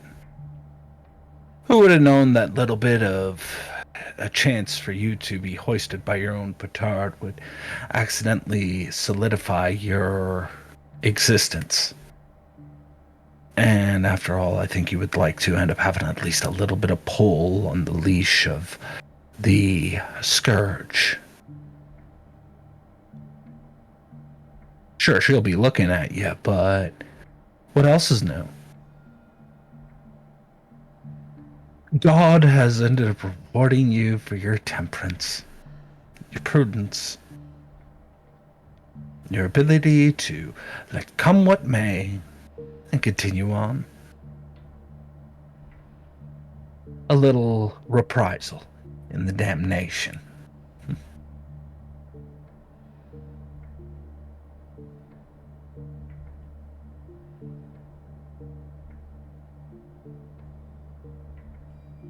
Besides, a lot to think about. Besides, you think you're going to have a choice in the matter of whether you accept or not. If I am chosen, I am chosen. That's right. And if you are chosen, well, doesn't that just make things all the more delicious? I'm going to be dropping off to an old mutual acquaintance of ours soon. But I thought you might want to know. prepare yourself in the very off chance that you might have to end up changing job titles. And I hope your memory is a little longer than a goldfish.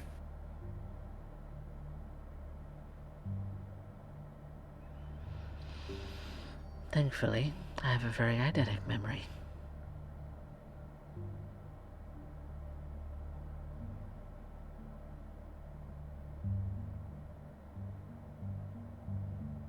Unlike some.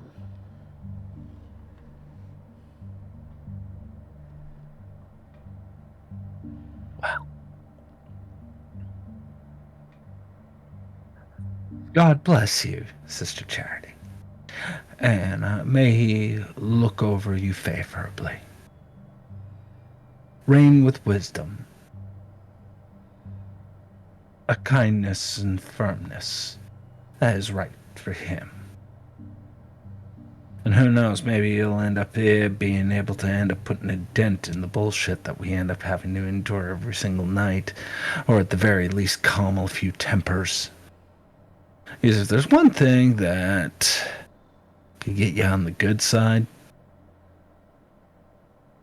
recognizing that you're in it with all of us, as opposed to someone else I can name who, for some odd reason, thinks because they're above the rest of us here, that they're somewhere now not stuck in the outhouse of Dallas.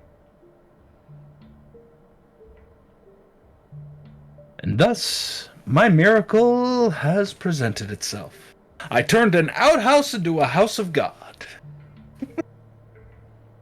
Either way, it still smells like shit. Language, sister. But am I wrong? Not for me to judge. Hmm. Still, thought that little bit of news might be interesting of yours. And maybe, just maybe, you want to end up considering how that's going to play out. I doubt that it's going to be very well taken to, but I will remain good news. steadfast. Good news is it's not about you. No, it's about you. Please. No. This is about Keller.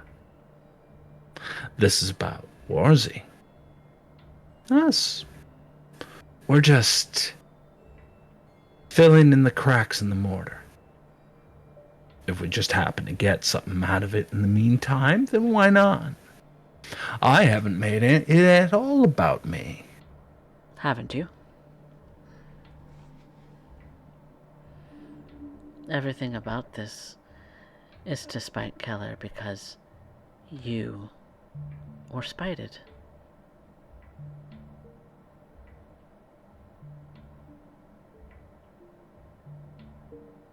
It's plain as day on your face.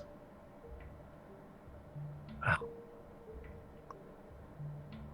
If that's the case, I managed to shake up a primogen despite my loathsome existence out in Arlington. Whew. That would make me a very, very dangerous individual to be around. It kind of turns me on thinking about it. You have a way with words. I'll give you that. Daddy always said I was talented with my mouth. You also say a whole lot of nothing. Politics, baby. Besides, it's so much fun on this side of the camera. Maybe one day the spotlight will shine on you.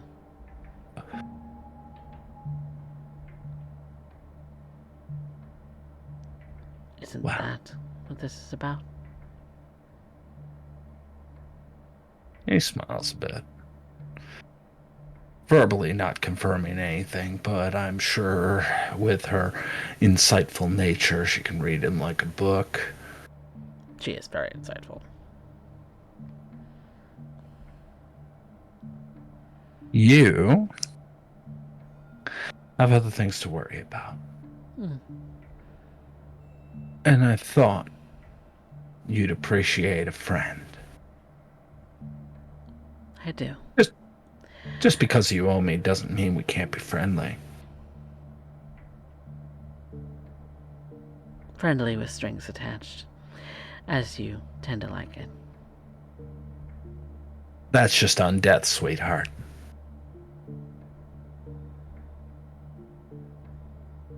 Besides, And I will be friendly between... until such a time that those strings are severed.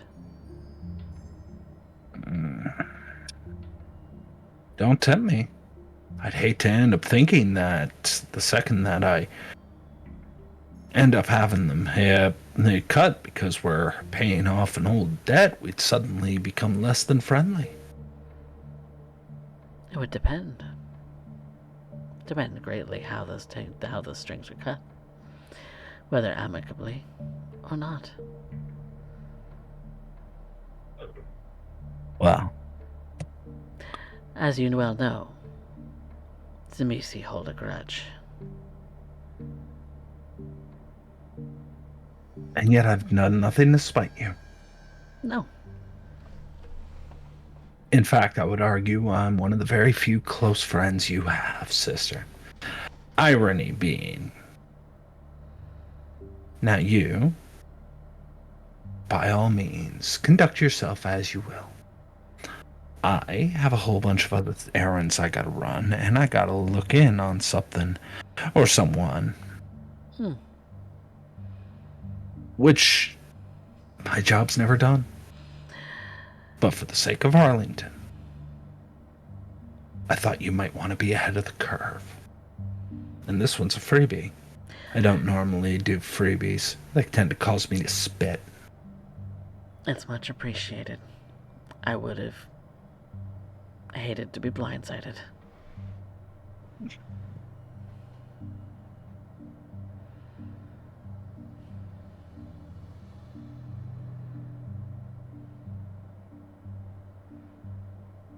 Have a pleasant rest of your evening, then. I'll make sure of it.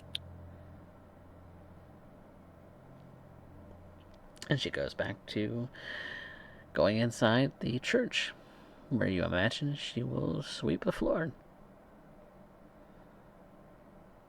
Again.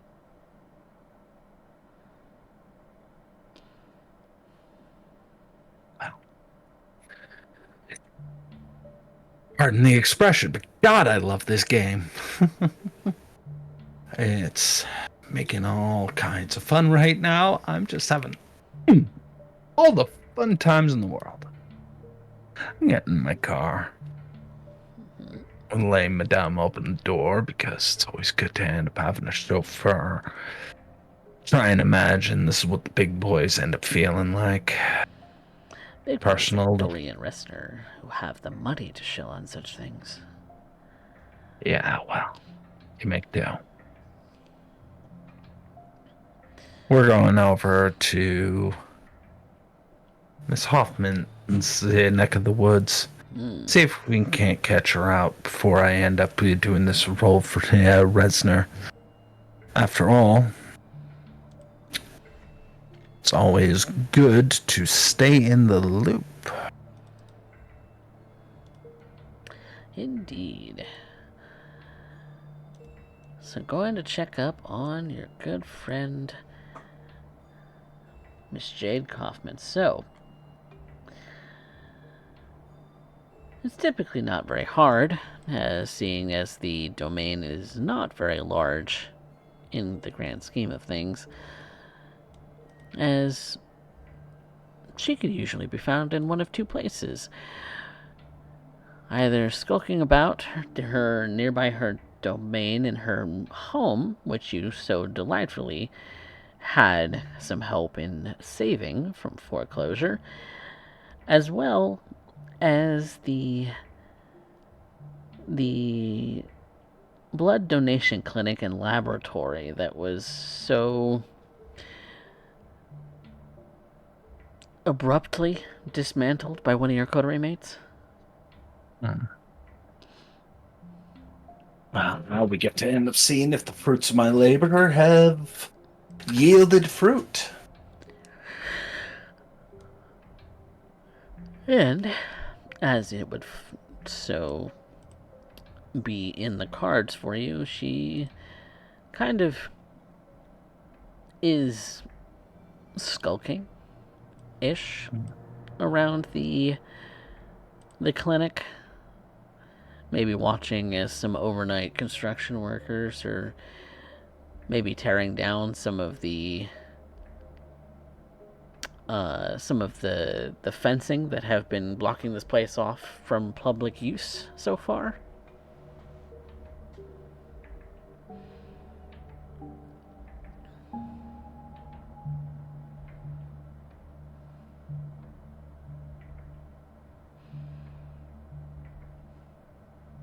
But you do see her.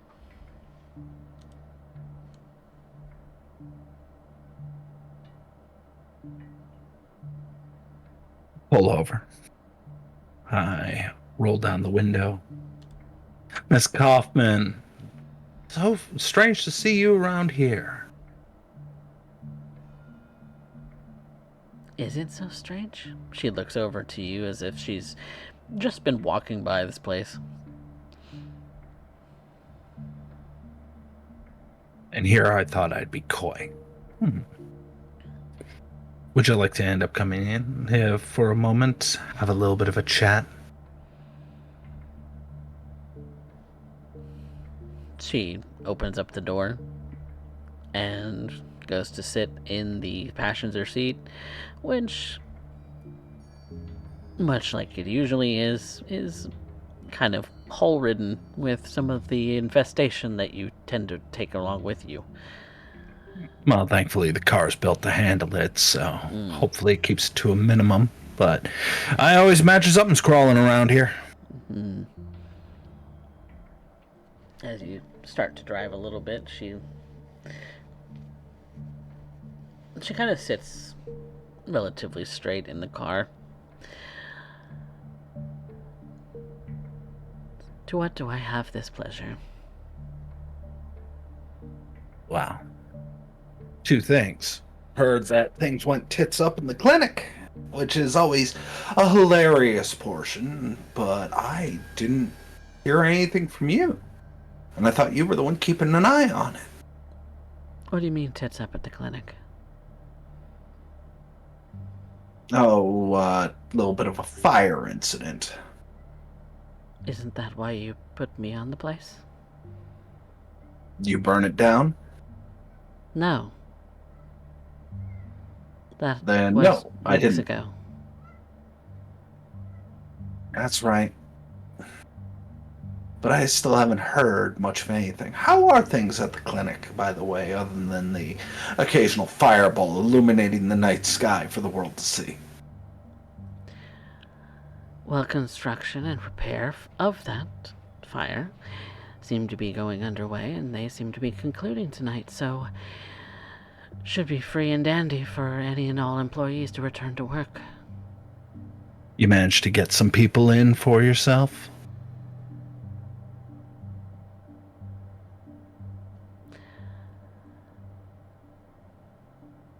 I may have one or two that I know personally, yes.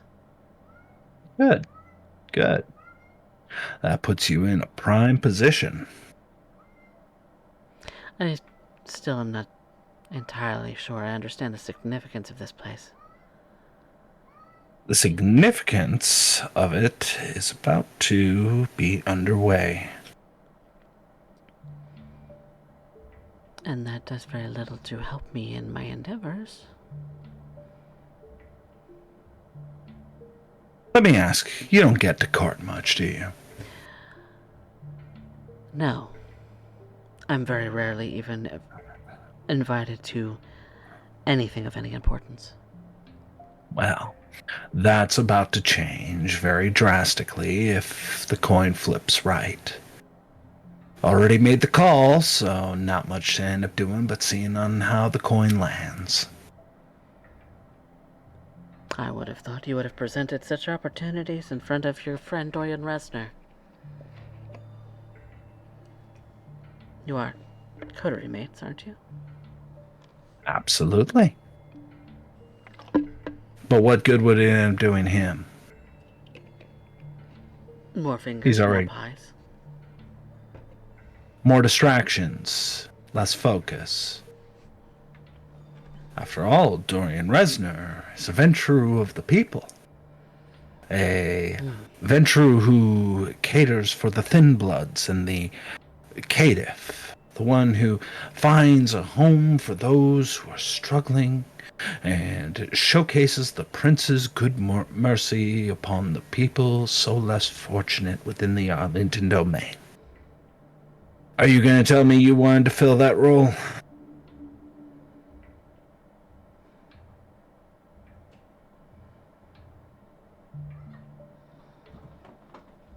She just doesn't say anything.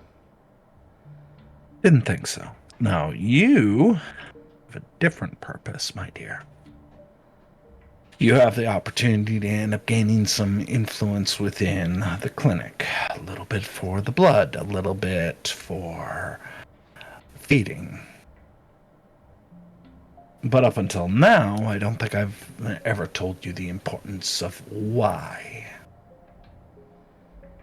It's hard enough to feed in this domain. Mm-hmm. So putting the squeeze on someone who might be desperate, I can see that having some kind of cruel leverage, sort of a desire there. Oh, I don't come here in the name of cruelty. No, I come in the name of charity. Charity.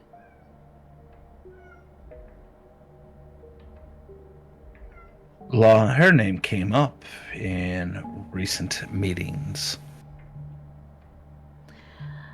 Yeah, yes, you're the one who gets to court, and I do not. That's right. But you get the next best thing. You get to end up playing the role of the right hand of a primogen. Me?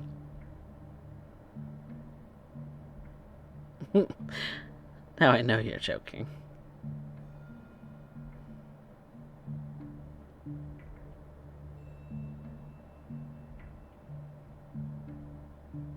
Do I look like I'm joking? Strangely, no.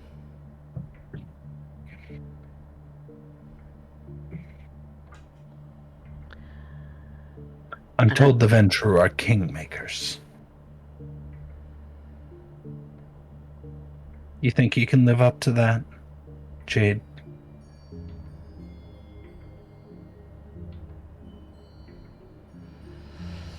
I have done my damnedest. But it seems at every turn, I'm stopped by something.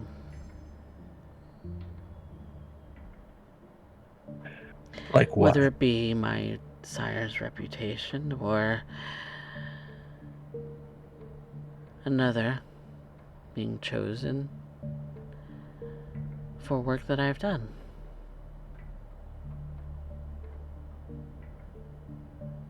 And yet, fortune smiles on you. That's not fortune.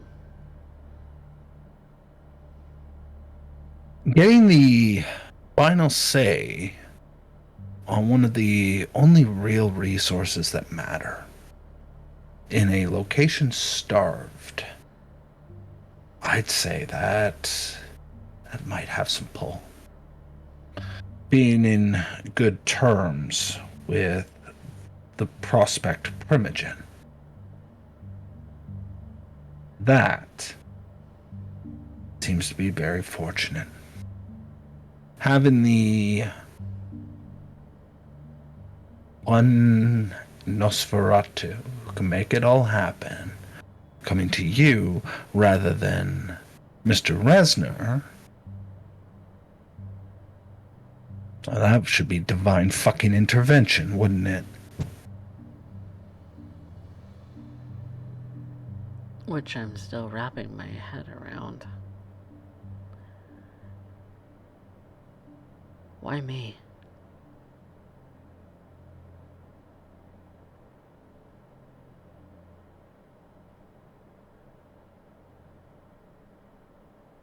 Well, I figure the worst thing that can happen is that this whole thing turns into a clusterfuck, and I get to end up watching you go the way your sire did.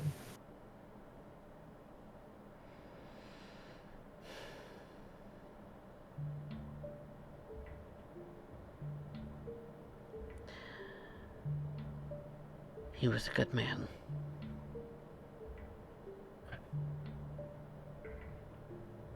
So you're telling me.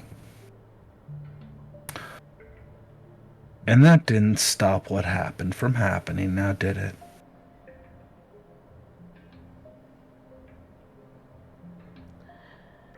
Only because he was a stickler for his convictions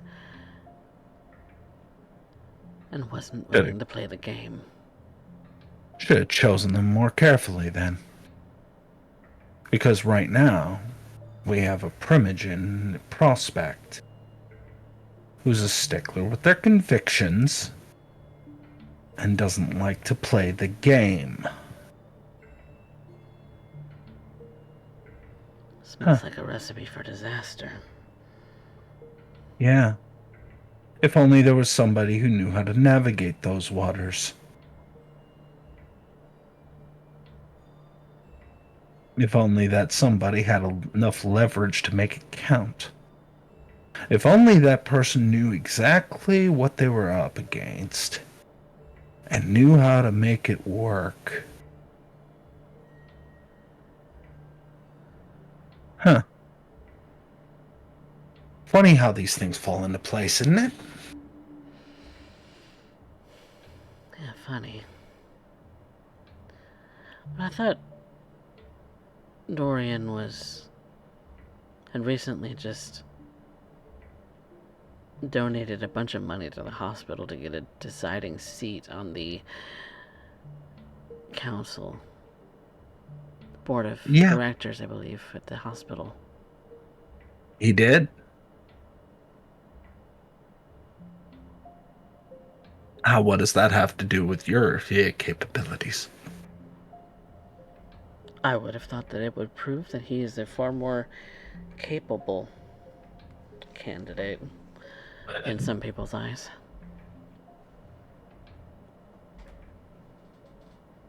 Because what do I have? Very little to my name. Are you going to tell me that you are so broken up? Because, Miss Kaufman, I'm not here to hear you lament. I'm here to offer you an opportunity. Now, if this is not something you want... I didn't say that. If you want to keep going round and round like this in a holding pattern, despite all of the good fortunes that have come past your horrible background, Shriek. well then... Shut your mouth and listen to me.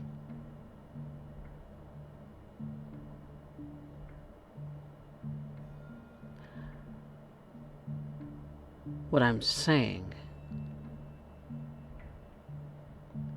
is I accept. Now, that wasn't so hard, now was it? On one condition.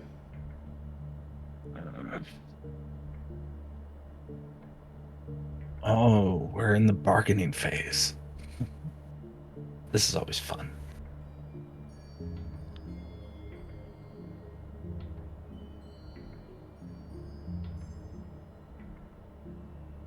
I want Resner gone. You want Resner gone?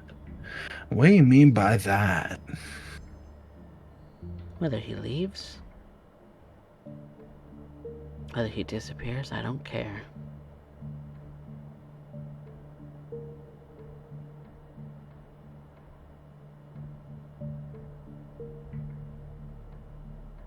Now, I don't want him swooping in and taking this from me. you don't Because want he him will. Maybe. But if I wanted that, I wouldn't be talking to you now, would I? I don't touch Reznor. Let me make that perfectly clear. Now, if that changes your answer to no, fine. So be it. You asked, what do you have to offer? So let me put it on in different terms. You're, at this exact moment, the little venture that could, and I want to get you over that hill. You want to end up getting rid of him? Do it on your own time, and do it when you're in a position to do so. He's going to take from you. He's going to play the game. Get good at the game, sweetheart, because the fact is that you're going to need to end up defending charity from every angle going. I'm not a hitman. I don't remove people. I just move them. And if you don't like the song I'm playing,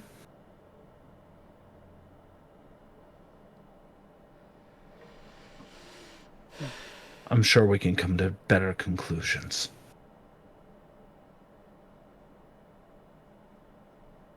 I give you the world on the platter and you ask for more. That's how bargaining works, isn't it?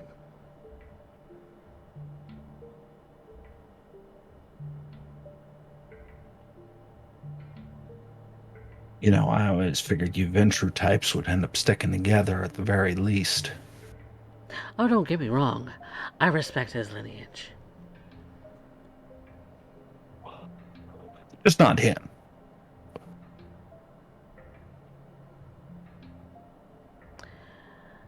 The only reason he got to where he is now is because he's rich and he has a mother who is basically the reject of a failed prince.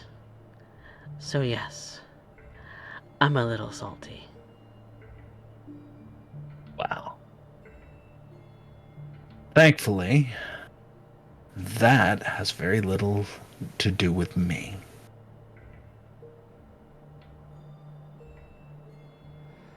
But I will give you this, because you clearly want to sweeten the pot. You made your ask, so how about I sweeten the pot?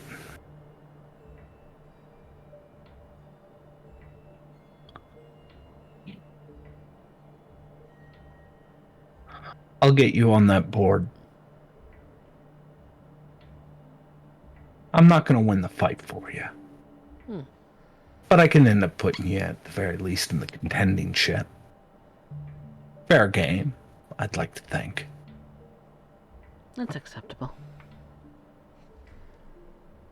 But I'm going to want a little something extra in return. What more could you possibly want? The world. But that's not in your back pocket right now. So, No, give me a couple centuries. that's my girl. You do that, you get in.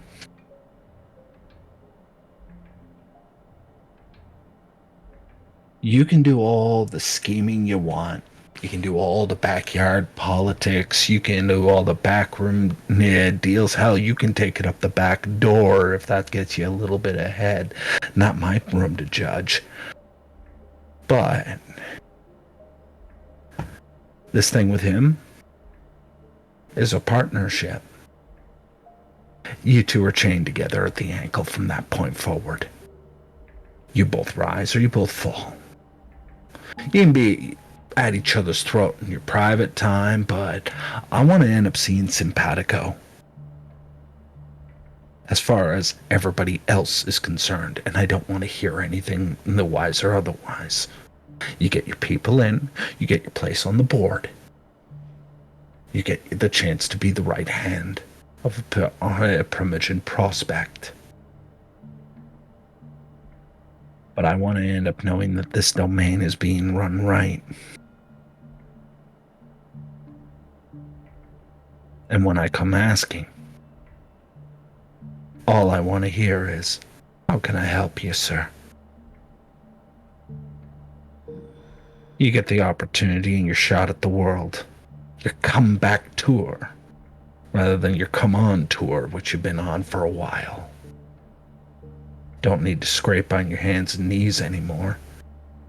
And wipe your face off and stand with pride again. So, that a deal?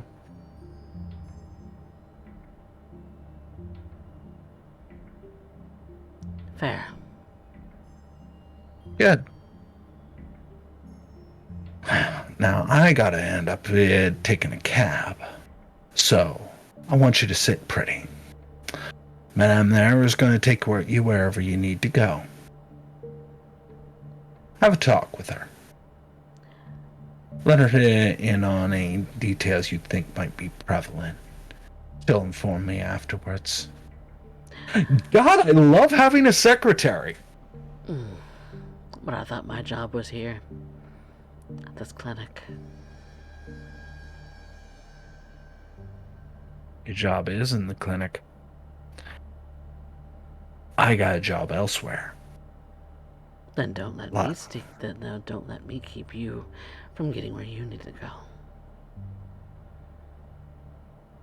go. Pull over. Let her take her where she needs to go. Spare the fare. I gotta go call me a cab. And he closes the door. Well, she was intending to leave the car. Oh, I know.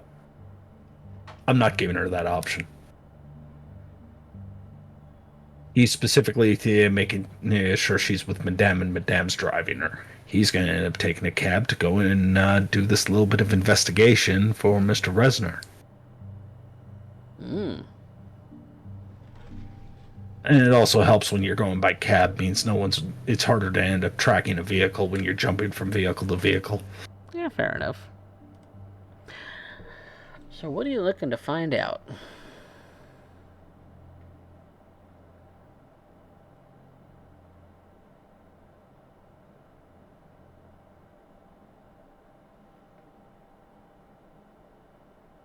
Well, I'm going to end up following them around and see what it is that they're all about. Who are they talking to? Where do they go? Where do they like to feed? What's their habits? I'm just basically profiling them and gain an understanding, because for all I know, this individual is a Second Inquisition plant. And given recent recent situations, that is a possibility that I'd like to be able to scratch off the list before Resner does anything. Ah, yes, about 40 Hands. 40 Hands was last seen at the Grey, so it makes sense that you would go to the club. But I think we're going to come back to that here in just a moment, because we're going to take a quick break. So, be right back, everybody.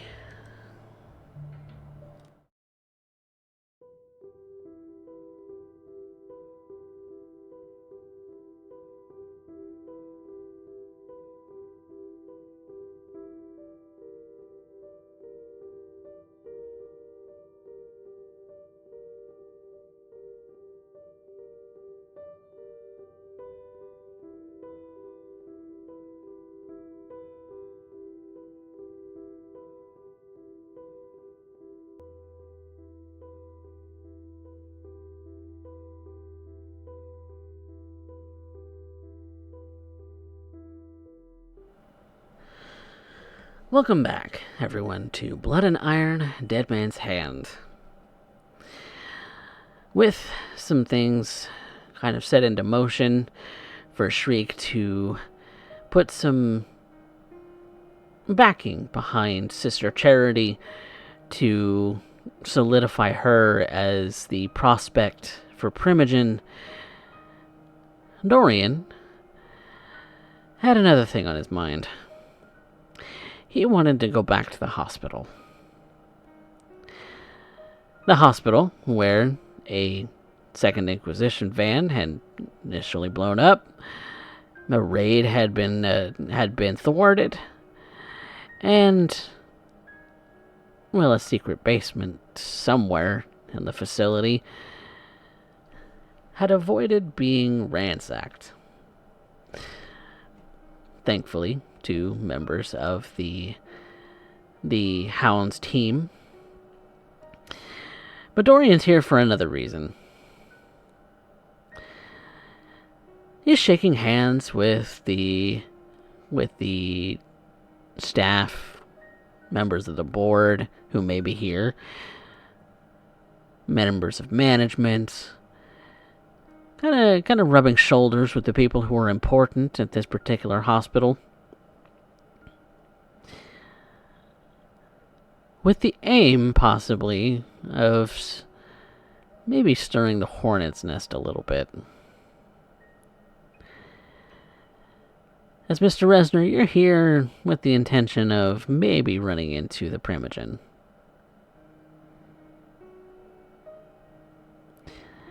The thought has crossed my mind.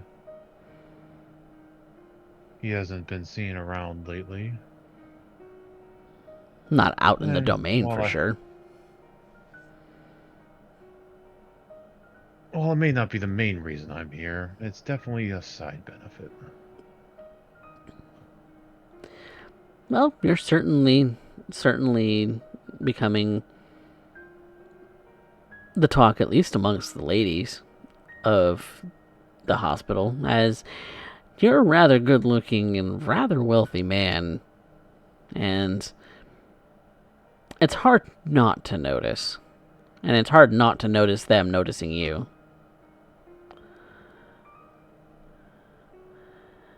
But amongst all of that, you learn where Primogen Keller's typical hiding spot is. One of the little offices nearby to a lab on one of the wings, kind of in the back corner. Possibly on purpose. Keep himself out of sight, keep himself out of mind, and he can stay in relative comfort, keeping an eye on this place.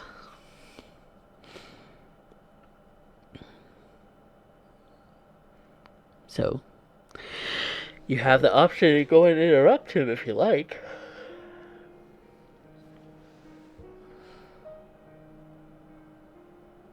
I'll go towards his area. There are some members of staff. There's a nurse's station. There's a couple of other offices down this wing, most of which are empty, or at least occupied by those who don't leave their office all that often. As I'm walking through... Lab techs and the such. As I'm walking through, I'm going to give out one of the most preferable currencies that any of the nurses' station and stuff would love to keep on hand. And that is random assortments of snacks. A box of donuts here, some stuff there. Just trying to, keep up the good work. My little way of saying thanks. Just platitudes, and just kind of trying to ingratiate myself with the local staff. Mm-hmm.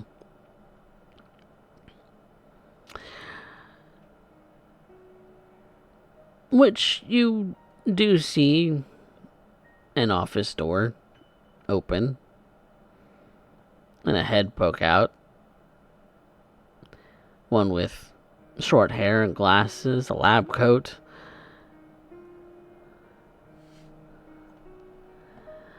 What are you doing here? I'll just put my hands in my pocket and walk towards him. Ah, Dr. Keller. Yes? I just came to see how things were going. As is your privilege as one of the new board members who recently just bought their way in. Yes, I heard about the unfortunate events and was worried. All of which is taken care of. You have nothing to fear. Nothing to worry about. Yes, a capable sheriff is a great thing to have. As well as a Or I'm sorry, capable hound.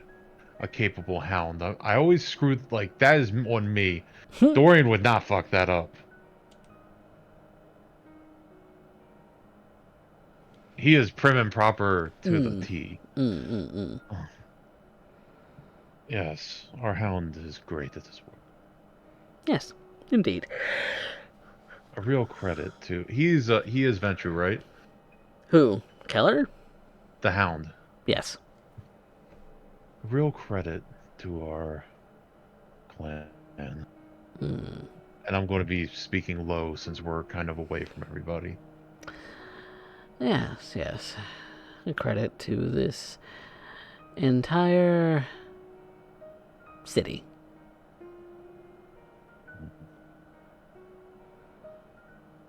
It's nice when the people that are in their positions work diligently and efficiently.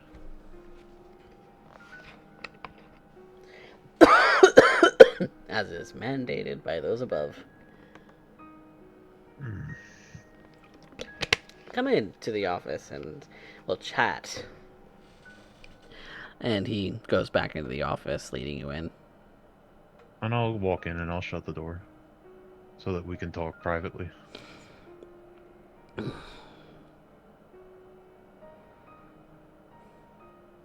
So, tell me why you're really here, Mr. Resner. You're not here to schmooze on me. I simply wanted to take stock. See how things are. I wasn't lying about that. Things are fine. I think our definitions of fine differ quite greatly.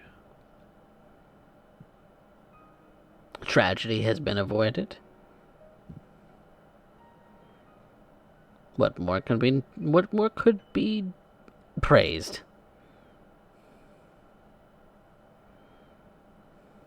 Some would question, though, how it was able to happen in the first place.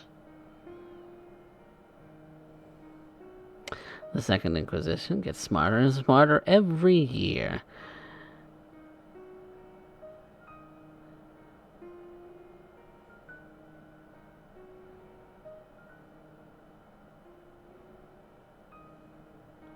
I hope you're not suggesting something.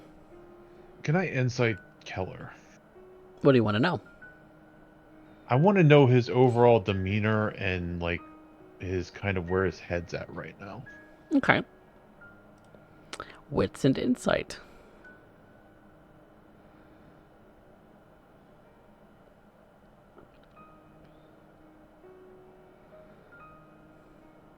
And would sense motives kick in? You are not sensing his motive. You are trying to determine his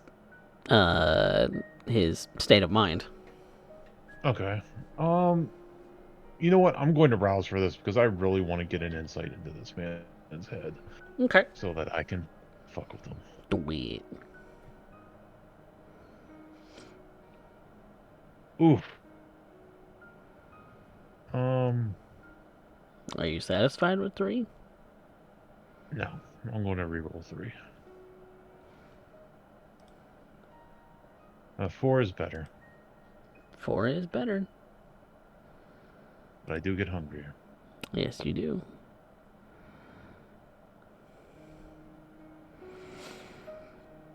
He's tough. He's a tough nut to crack.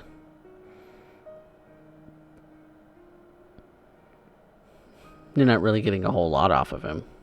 Not that he's already outwardly showing you.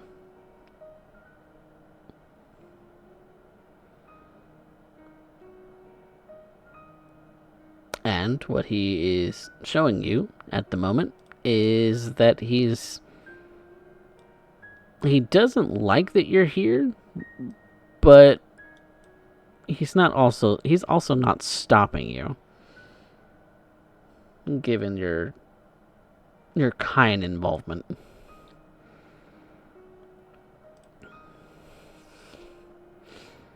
I am grateful for one thing so far, though. And what would that be? Your demeanor since our last meeting has changed greatly.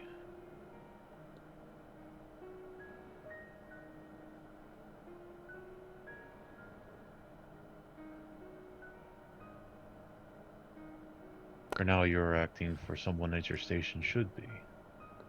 Thank you, I suppose. Underhanded and spiteful comment as it might be.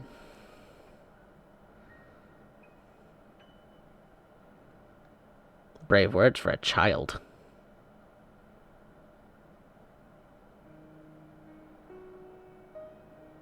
Well, I may be a child, but I have room to grow. A lot of room. I would say an eternity's worth. Nothing lasts forever, though. Not even us.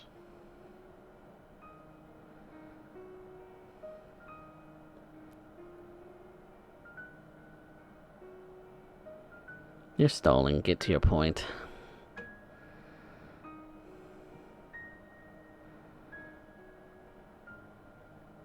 I know you don't like me, Dr. Keller. I don't have to. Nor do I have to like you. No. The one thing that I have to do, though, is I want to be able to work with the people that are above me to make the place that I live great.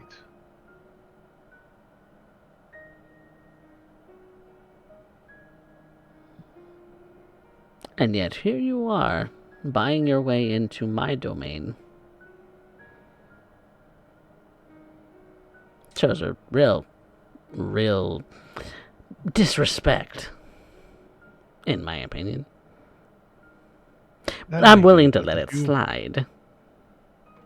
Did you ever think of why I might do that?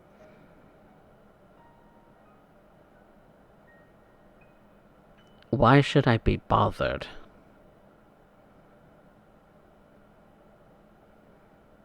If you don't even consider that possibility, then I would say the age and experience that you have gained over your life has failed you. Again, you are being rather rude in a domain which you live. I'm speaking the truth. I am just being honest with you, sir. Your honesty is noted.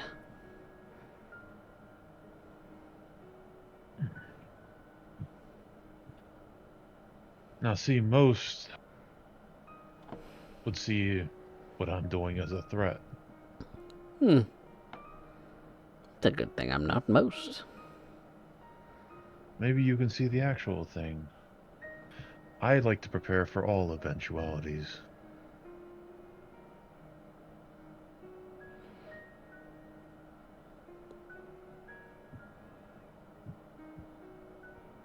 One of those Meaning? eventualities is either being able to work with you or against you, yes, but also should someone else or you fail, someone needs to be able to protect this domain. Someone needs to be able to pick up and do the things that need to be done. Almost like having help.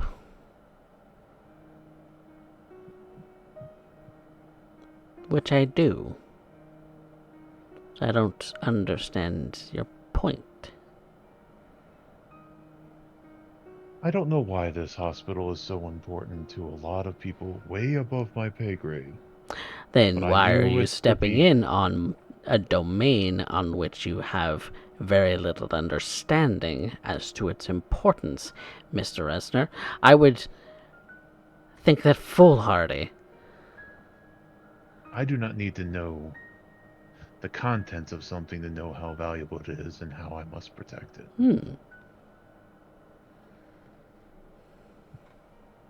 Now, the way you are talking to me tonight gives me hope. Because honestly, I was preparing for the eventuality that you failed in your position so hard that you were replaced.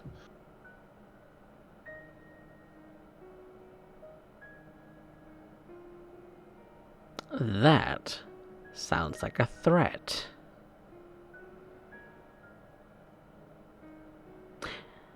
In fact,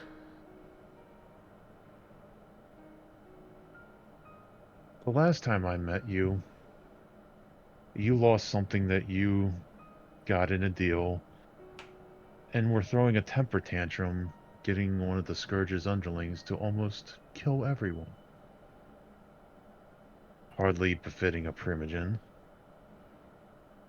You let an attack come on whatever importance of this building may be. They got way too close to finding out what is in there. And things are bubbling over and the feeding is so nil that, well, just getting dinner sometimes takes multiple nights. I look at all of this as a mismanagement. a mismanagement on whose behalf? Because it's not my job to educate the kindred of this domain. It is my job to maintain their domain as it is.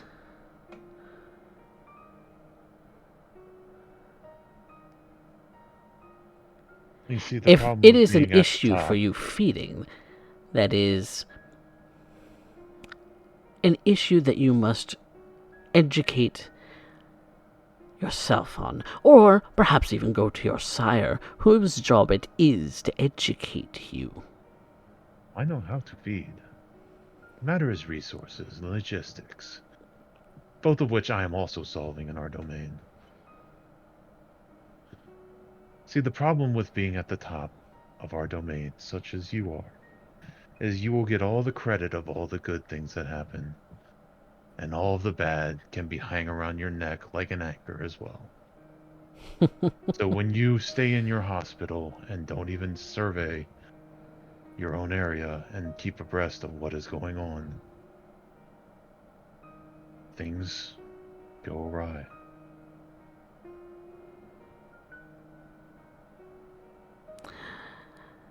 Oh, to be young. I look at this domain and see so much wasted potential. Everybody else just sees a shithole where they shove everybody that no one wants. Including you. And you.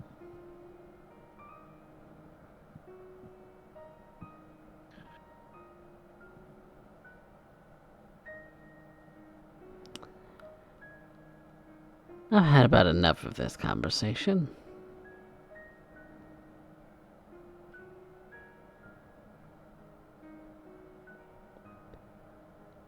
That's code for get out. I think I picked that one up. Have a wonderful night, Primogen. And Dorian will open the door and walk out. And remember to watch your tongue next time.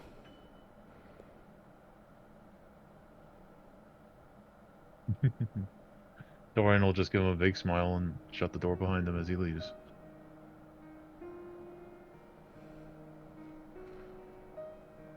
Okay.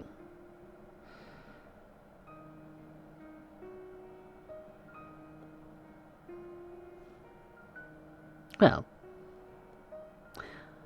with that being said, what else are you getting up to tonight, Dorian?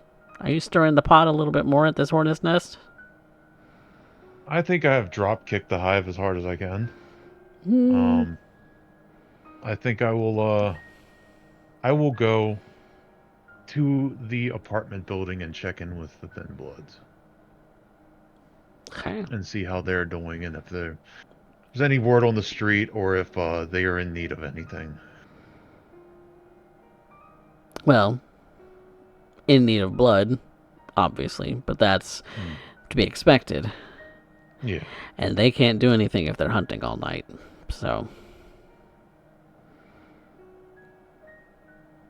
unless you can magically supply them with more without destroying this entire domain. Well, who's the worst off? I don't have an answer for that. Because I don't have sheets pulled up where they are actually marked with Okay, whose hunger is worst. I was going to take someone out to help them feed. So, but I don't have stat blocks for that, so that's just something that you do. All right. Well, I would just text the coterie and see what everybody's up to and if anybody needs anything. If not, I'm going to get planning to the logistics of all the public works programs that I'm setting up. Well, anyone else want to answer that text right away, or are we calling it a night? All right. Then we will call it a night there, and we'll pick up there next time, as it is already later than I had anticipated. So, Time flies when you have fun. yeah, especially when we only have 3 hours before I really should be getting to bed. Well, like honestly, those are my favorite sessions where you're like, you start and then you're like, fuck, we've been playing for 5 hours. Where the hell did the time go?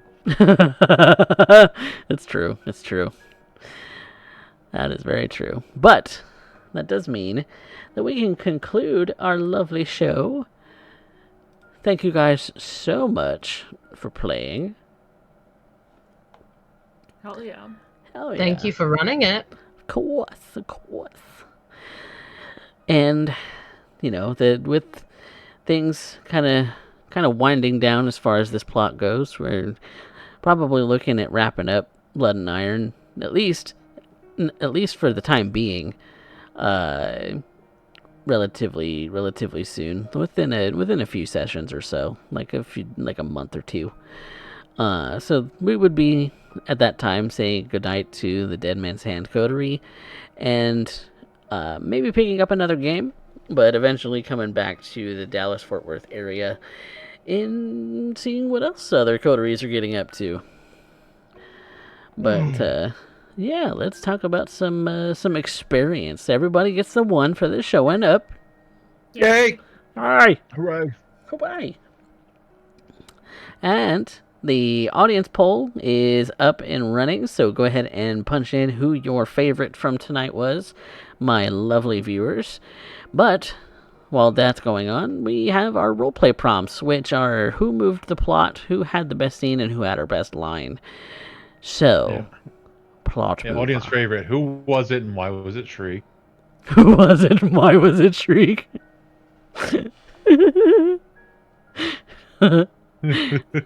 But yeah, who moved our plot today? Shriek. Shriek. I'm kind of shocked on that, but I will not argue it. Mm. Why are you shocked on that? I'm kind of tempted to give it to Resner on that one. Mm. For kicking the hornet's nest? I did some personal plots. Yeah, but your personal is also the moving and shaking. And all I'm doing is I'm reaping the rewards and setting up my next play. But I already ended up having or most of this is the outcome from the previous the raid. Yeah. previous episode. So Dorian, you got the audience favorite. What? there you go. Yeah. Oh, damn. Black Wolf said There so. you go. Yep, it's done. 7,000 channel points told us Thank you. that Dorian was their favorite. All right. Well, that sounds like I don't know what that sounds like. What are y'all deciding?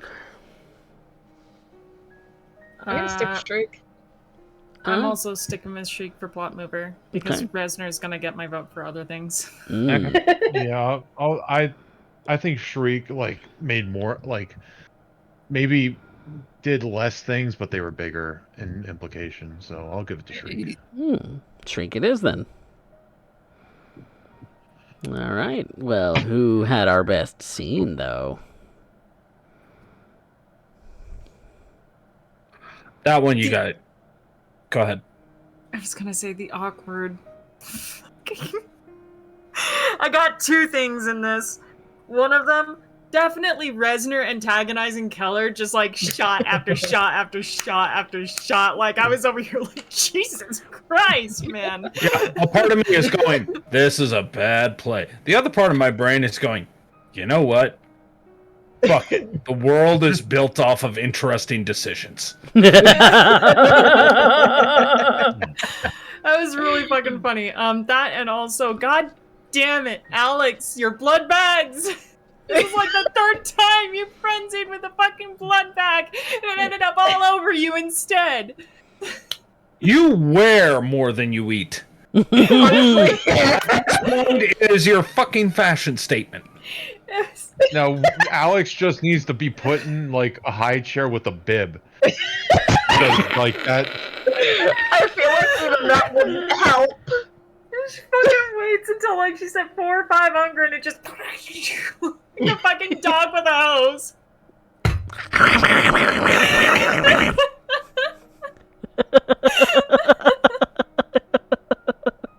Where's the lie? Where is the lie?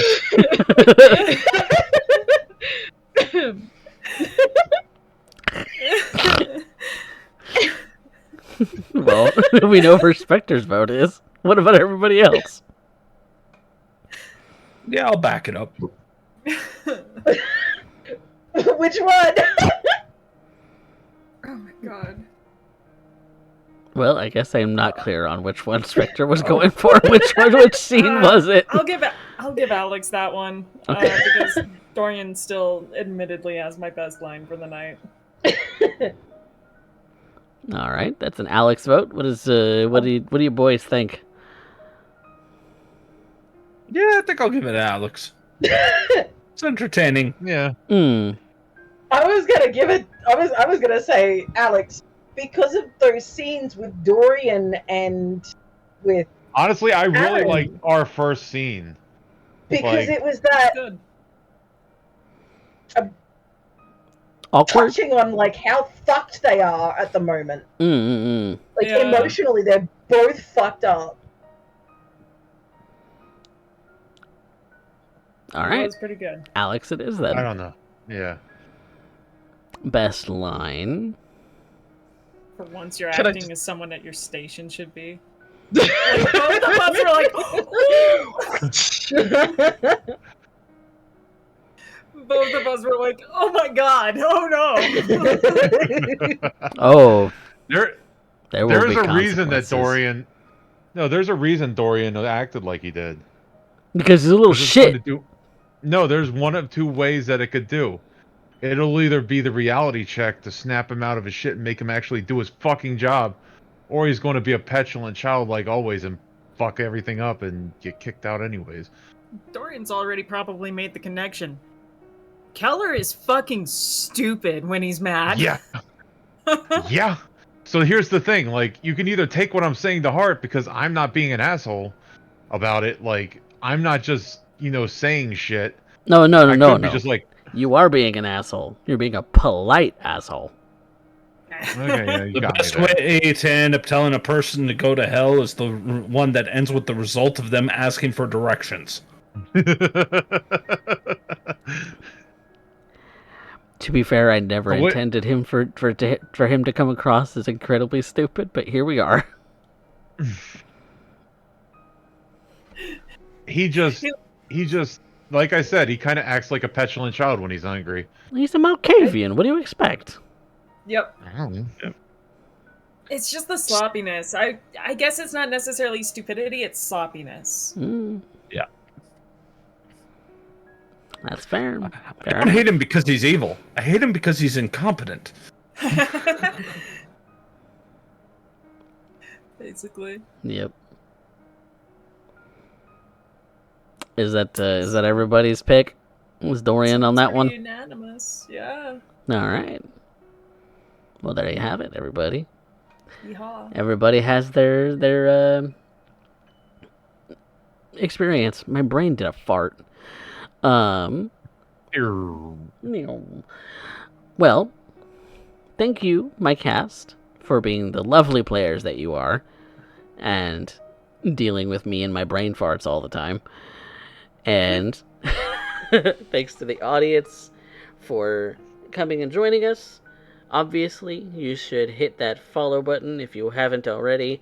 You should subscribe, because more subscribers equals more of this show that you could that we could possibly do. So yeah, the more you support the channel, the more I'm able to not brain fart as much, because I'll actually have a way to make these things happen. But yeah, if you're following on YouTube and you are not following on Twitch yet, you should. And if you're not on our YouTube yet, you should definitely go and watch all of the VODs, because that is where I post everything every week, so that you guys and ourselves can go back and watch those special moments, like Dorian kicking the hornet's nest. Because, let's be real, there might be consequences to your actions, Dorian. You just don't know about it yet.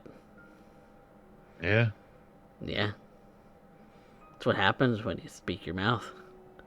When you talk shit to a primogen. But we'll find out the consequences of that maybe next time, maybe in the future. You will have to watch and see. So, with that being said, say goodnight, everyone. Good night. Good night. Good night. Good night.